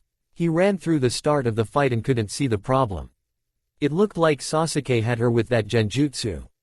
A gasp drew his attention to Sakura, who had covered her mouth with her hand. Oh. Naruto turned to the pink-haired girl who'd raised a hand to her mouth. At his questioning gaze, she gave him a slightly anxious look. Naruto, think about it. That genjutsu he pulled at the start was a pretty clever trick, but what did he do after that? Naruto closed his eyes and thought. She obviously wasn't talking about the fight. I mean, he got put on the back foot, but once he recovered, he... Wait. His eyes shot open. Oh, he got it now. He then grimaced. Sasuke had let his clan's power and dojutsu go to his head, slowly walked up to Fu, and made to push her over to show his victory. That was definitely a Sasuke move, given how much pride he took in his family. His eyes evolving hadn't helped there. And that's where he'd made his mistake. Fu had broken his genjutsu and turned the tables on him. It had made him look bad, sure, but what he'd done there was worse. He'd slowly walked up to his opponent, sure that the battle was already over when she was still standing. Leaving himself wide open the whole time. He'd rank that sort of cockiness right up there with that stupid move he'd made in Wave when he walked into the dome of ice mirrors. And while he didn't think he would, if he pulled a stunt like that while leading a team of genin. Naruto brought one hand to his forehead protector. Ah, man, Sasuke's going to have to show his A-game for the rest of the exams just to get a shot at promotion. The next match is Shikamaru Nara vs Temari. Temari immediately unfurled her fan, kicking up a blast of wind, leapt upon it, gliding down to the arena. Oh great, and she's fired up too. Shikamaru commented. Naruto looked at the lazy Nara, who was now gripping the railing. The lazy genin looked like he wanted to be anywhere but there right now. Shikamaru, Naruto began crossing his arms and frowning at the Nara air, having already guessed what he was thinking. What do you think Ino's going to say if you forfeit? Shikamaru cringed. Ah, Sakura looked at him dully. I wouldn't want to be in your shoes if she gets a hold of you after you pull something like that. Damn it, Shikamaru hung his head in defeat. The two genin of Team 7 chuckled. What a drag. And of course, I got stuck fighting a girl. Sakura frowned and put her hands on her hips. What's that supposed to mean? Shikamaru shrugged. Nothing, it just isn't classy. Huh, and here I thought chivalry was for samurai. Gichi commented with a raised brow. At that, Naruto turned and started to walk to the exit. Where are you going? Sakura asked. To find Sasuke and Fu. The sooner Sasuke knows he's on thin ice, the better. And Fu might need a pick-me-up, you know.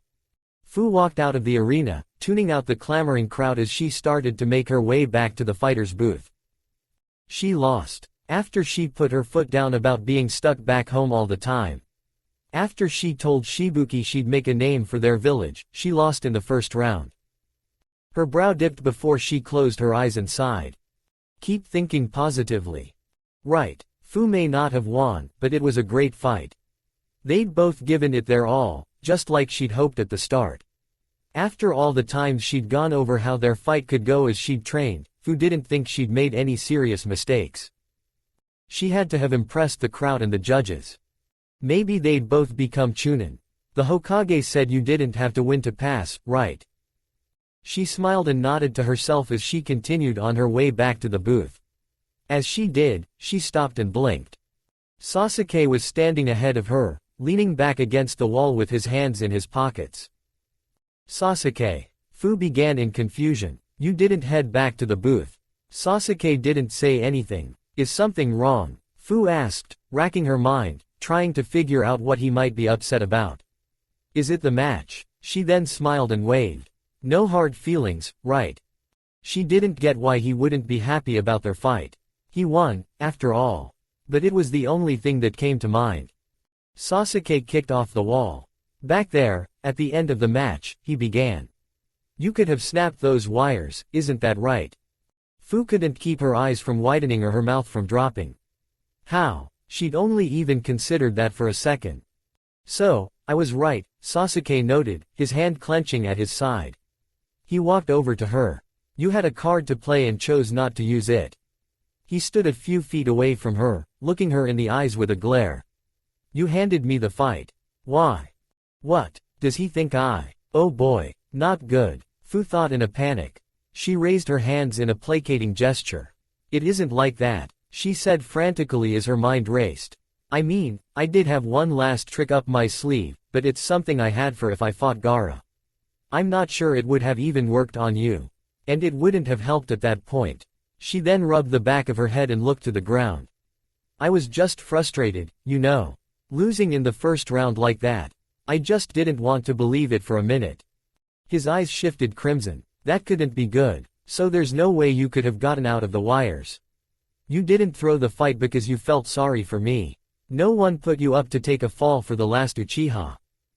Would someone really have tried to get her to forfeit just for that? She shook that thought aside as she shook her head frantically. No, I'd never. His eyes narrowed. You've really got nothing to hide. Nothing. I gave it my all, just like I said. She hated lying, especially to a friend or possible friend, but it wasn't entirely untrue. The one option she did have after being captured in those wires was one she wouldn't have used even if Shibuki hadn't ordered her not to. She'd been tempted for a split second because of just how badly she wanted to win for Shibuki, but she would never have done it. That power didn't belong to her. She refused to use it unless she really had to. Especially not for something personal. And she did, in fact, have something up in sleeve for Gaara. Not that she'd have a chance to use it now. Please buy it. Sasuke stared at her hard. He isn't buying it, is he? I've thought there was something off about you since you met Naruto. The chance of two people so alike running into each other like that. What? Well, she guessed she saw where he was coming from. She just clicked with Naruto. And the chances of them running into each other in the forest did seem pretty slim without factoring in the sound those snakes made. He tilted his head to the side, his eyes narrowed. Not to mention how your teammates treat you. What are you high? Am I interrupting something? A familiar voice cut in. She looked behind her with wide eyes to see a young man standing in the hall. He smiled. Hey, Fu. Her expression lit up. Shibuki. Sasuke grunted and walked away with his hands in his pockets. Fu looked after him, and after a moment of fighting with herself, she said, Sasuke. He stopped and half-turned to face her, his eyes still colored red. Listen, I really did do everything I could. And, I know you probably don't want to hear this from me right now, but be careful against Gaara. I've heard about something like that sand power of his before. I think he's a lot more dangerous than he seems. Sasuke stood there for a second before turning and walking away. Fu sighed. She hoped their budding maybe friendship survived this. I see he didn't like how the match turned out, Shibuki observed before he then shook his head and looked at the mid-haired girl. But never mind that. How are you doing after your fight? Fu froze then plastered a smile on her face. I'm fine. I mean, I may not have done as well as I'd hoped, but I think I had a good fight. Think there's a chance I'll make Chunin. Her adoptive brother sighed. Fu, he began, closing his eyes. You know that doesn't work on me. He kneeled down and placed a hand on her shoulder. Really, how are you feeling? Fu kept up her smile for a second before her face fell a bit. The mint-haired girl looked to the nearby wall, not wanting to look at him, knowing that she'd let him down. I'm good, she said. I'm just sorry I didn't win for Taki. Shibuki smiled and shook his head. I thought that's how you'd feel. He then looked her in the eye. Listen, Fu, it's true, you lost. She flinched. But you shouldn't let this drag you down. You need to focus on improving. On taking the lessons that you learned here and doing better. But She began, trying to ignore the stinging in her eyes. I let you down. I told you I'd remind everyone what Taki used to be and I didn't even make it past the first round. But you made it to the finals, her leader pointed out. Which is more than most can say. More so from the smaller villages. You'd be surprised how often the finals are made up solely of ninja from the Big Five. She looked up at him. You know I can't say whether you pass or not. I'm not the only judge anyway, but your opponent was a bigger deal than you think.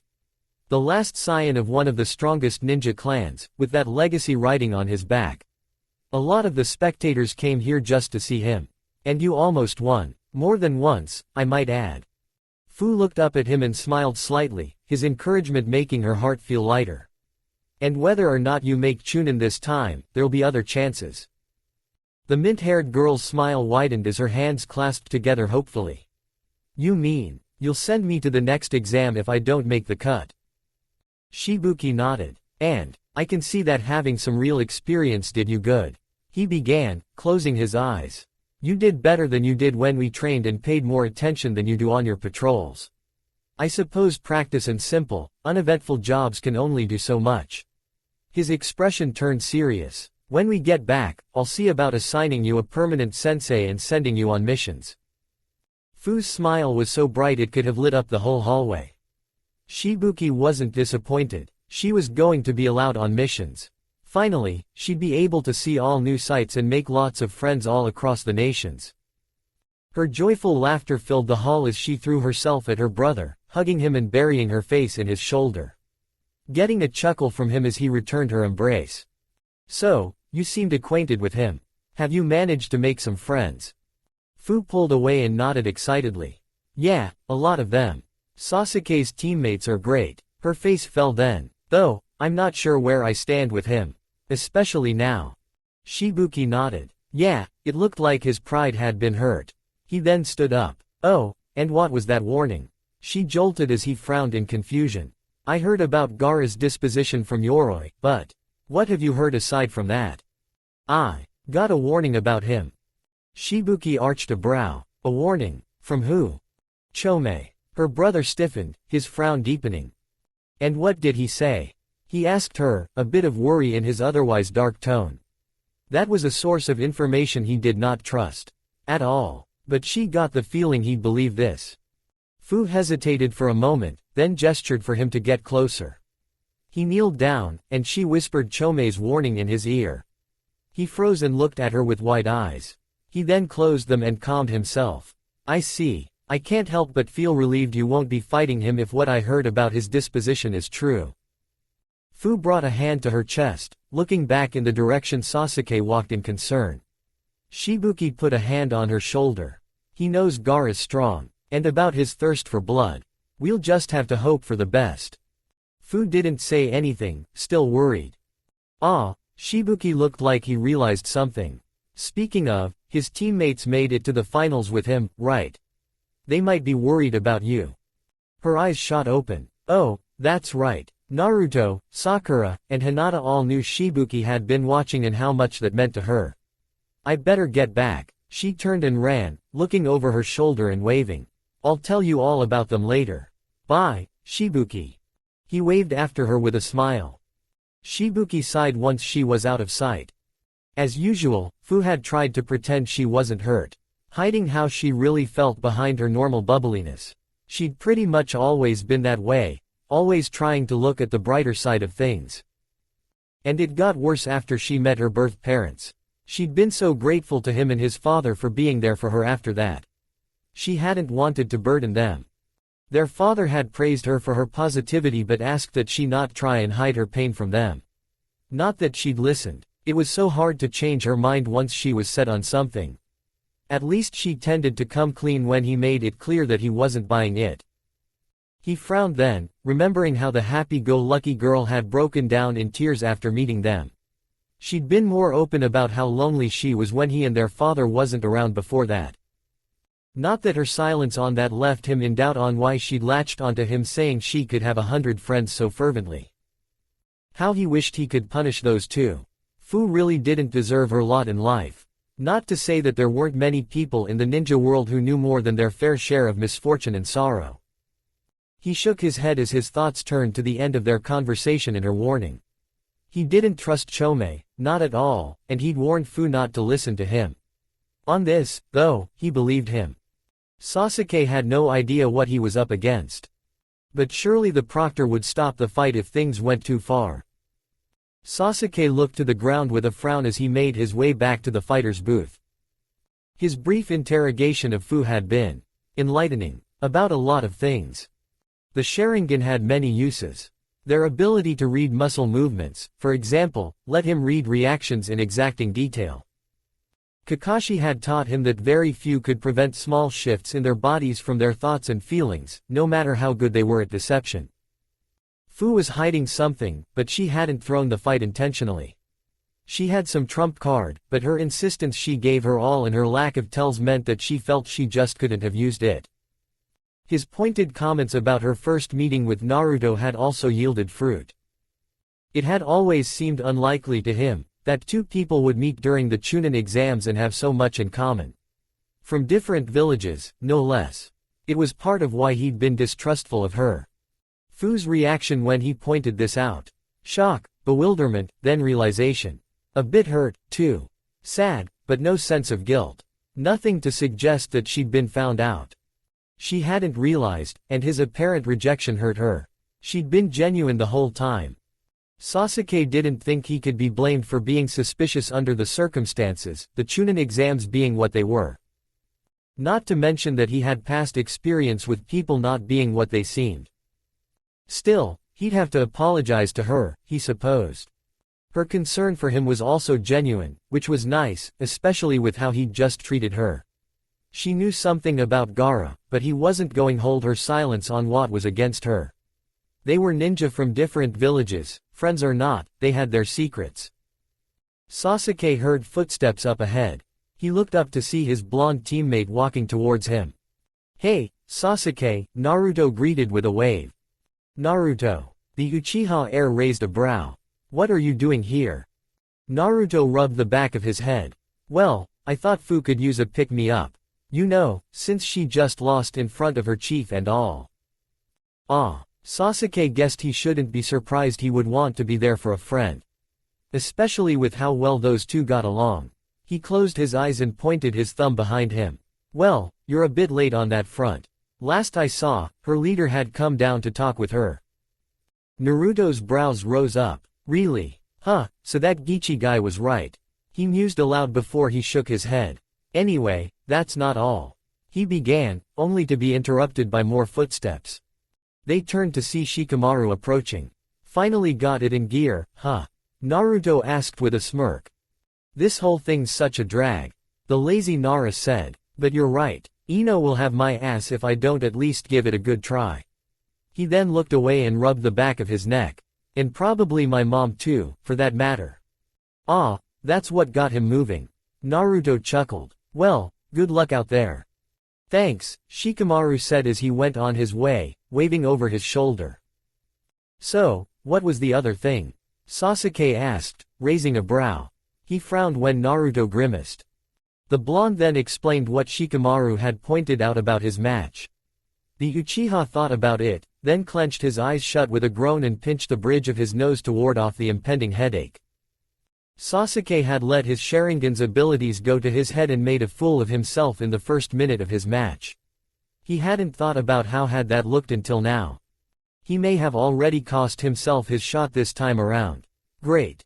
Frustration rose as he contemplated how this could cost him the opportunity for more experience. How much this could slow him down. Naruto put his hand on his shoulder. Hey, you've still got 2 matches left to make up for it, right? Just show everyone you realized your mistake. Besides, at least you learned your lesson before you fought Gaara, right? He stepped back and held out a fist. You've got this, and by the end, we'll all be Chunin. Sasuke scoffed but smirked. Well, you're right about one thing. He bumped fists with the blonde. And who knows, maybe it will play out that way. Naruto grinned and put his hands behind his head. Well, I'm going to go check on Fu, just in case. He wasn't surprised. Sasuke grunted in response, and the two went their separate ways.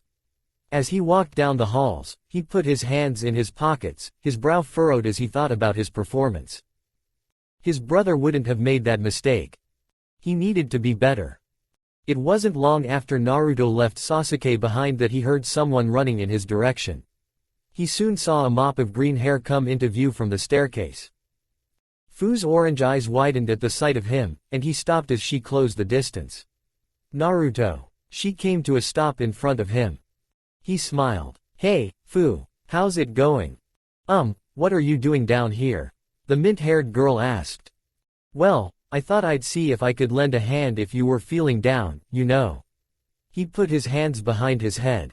Sasuke said your chief came to talk, but I wanted to make sure you were okay. Fu seemed surprised. You came to check up on me. Naruto nodded. Yep, I know how much that fight meant to you. Besides, you'd do the same for me, right? Fu's face lit up. She giggled and waved off his concern. It's okay. I wasn't happy about how things turned out, but Shibuki already helped me. She then gave him a heartfelt smile. But thanks, Naruto. Naruto grinned, but from that look and what she'd told him, he couldn't help but think he might be the first person besides Shibuki and Kyo to do something like this for her. Don't mention it, Fu. He then turned and gestured for her to follow. But come on, let's head back. Okay, the Taki Kunoichi said, and the pair began to walk back to the booth, a silence falling over them. It was broken after a few moments by Naruto, who looked back over his shoulder and asked, so, Shibuki's always looking out for you, huh? Fu nodded with a smile. Uh-huh, ever since he warmed up to me. She looked up at the ceiling. He's a great leader, always ready to lend a hand to anyone in the village. He even takes time to hang out with the kids around the village and give them advice. Kyo left some big shoes to fill, but Shibuki managed it. Just about everyone in Taki loves him. Hey, sounds like the old man, Naruto noted. He told me he thinks of everyone in the village as his family and that it's a leader's job to be the guide and pillar of support for everyone. Fu nodded. I'm not surprised to hear that. Shibuki told me he looks up to the Hokage a lot.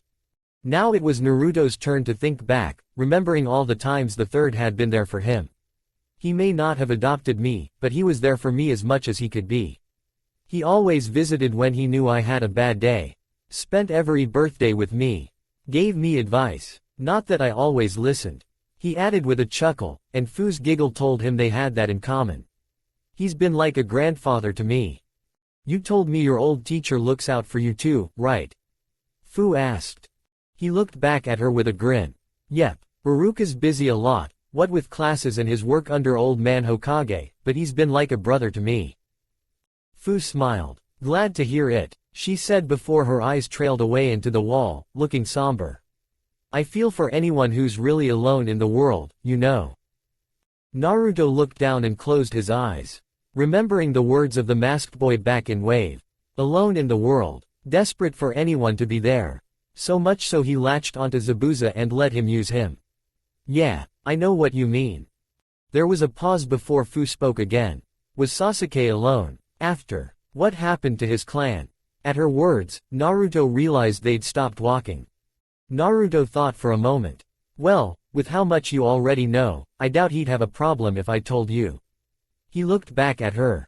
Yeah, people tried to be there for him, but he just pushed them all away. That only changed after. Well, let's just say things got bad on a mission. He then frowned. From what he said, I think he was too focused on avenging his family to let anyone in.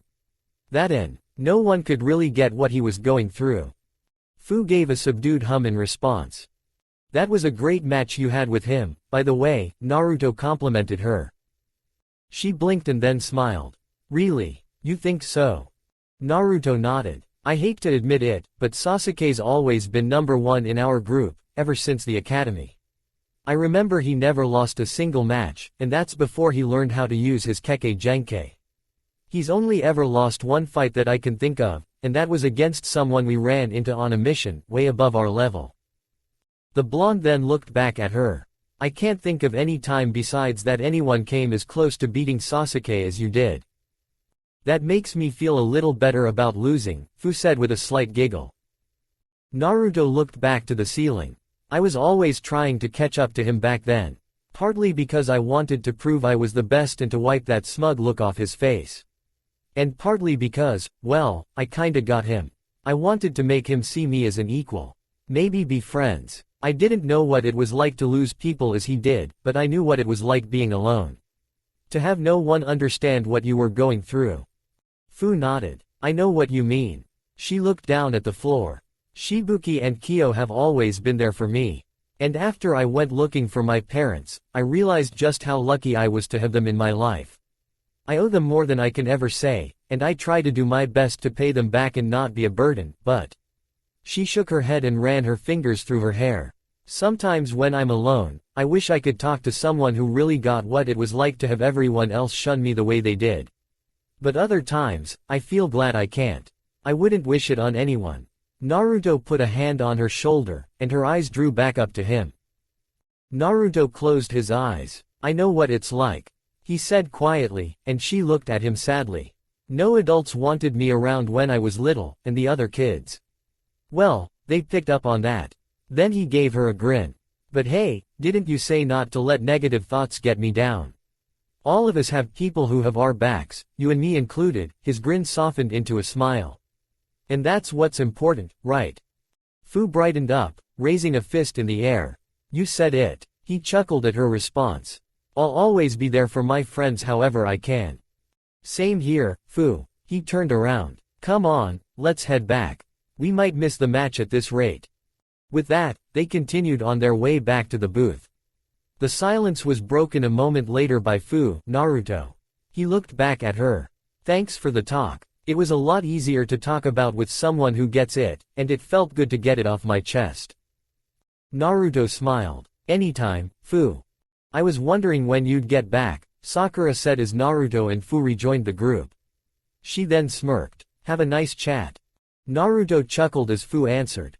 Yep, Shibuki came by to see me first, but Naruto helped me a lot. Figured he would, Gichi commented. So, what did we miss? The blonde asked as he walked up to his team. Fu walked up to the railing between them and her own teammate. Shikamaru's been running around, dodging wind blasts from Temari, Sasuke answered, glancing at Naruto. Looks like he's a one-trick pony.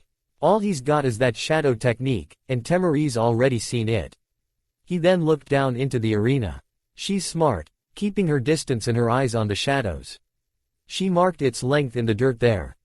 Sasuke jerked his head down at her, and Naruto could see a line drawn in front of her. Naruto frowned as he took stock of the situation. Looked like Shikamaru's only option was to find a way to extend his shadow.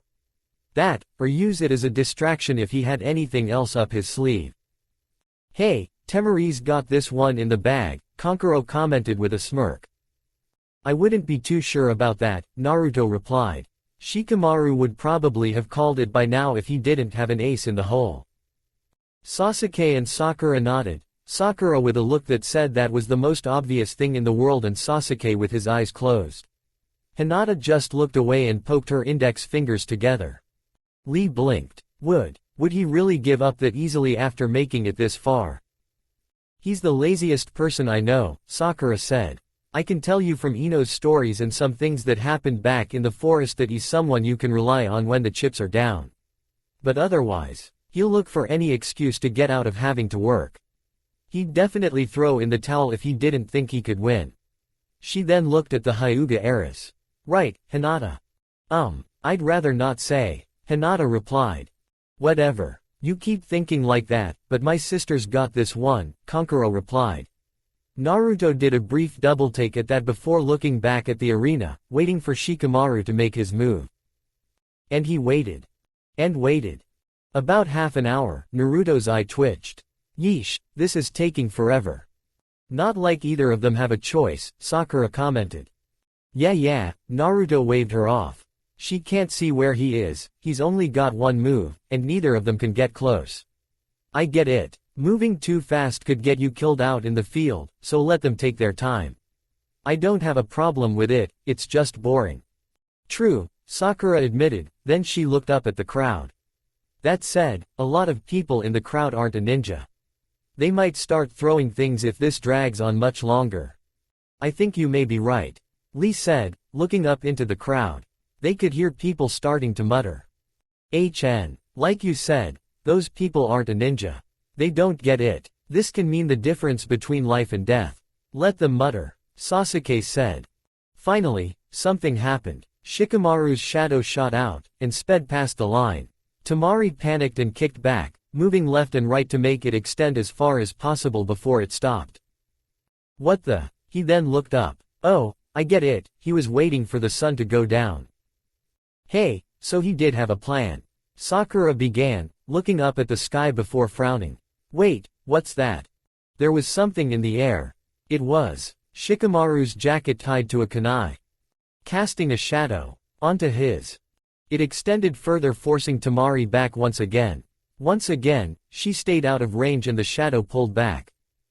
Then 5 kunai flew out of the brush along the edge of the arena, each bearing an explosive tag. They exploded across the arena, kicking up dirt and debris. Temari shielded her face and then looked around wildly. She caught the shadow moving in behind her just in time and kicked back. Right as Shikamaru charged out from the cloud behind her. She blocked his punch with her fan, and then they stopped and jumped apart. And their shadows stayed connected. What? Kankuro gripped the railing. Ha! He got her. Way to go, Shikamaru. Naruto cheered. Woohoo! Good thinking down there. Fu yelled down at him. So all that was a distraction. Sasuke mused. Well, he's got her. What's he going to do now? Gichi wondered. Shikamaru raised his right arm, Temari forced to mirror his action. And then said clearly, I forfeit. Naruto froze. He blinked once. Then again. Then, what? Did he just? Fu said, stunned by disbelief. She stared down into the arena, eyes wide and mouth agape. Everyone, except for Gaara, shared that reaction. The crowd too. A few moments passed, and then the clamoring started in the stands above. Yep, that's Shikamaru for you, Sakura said, staring down at the arena dully.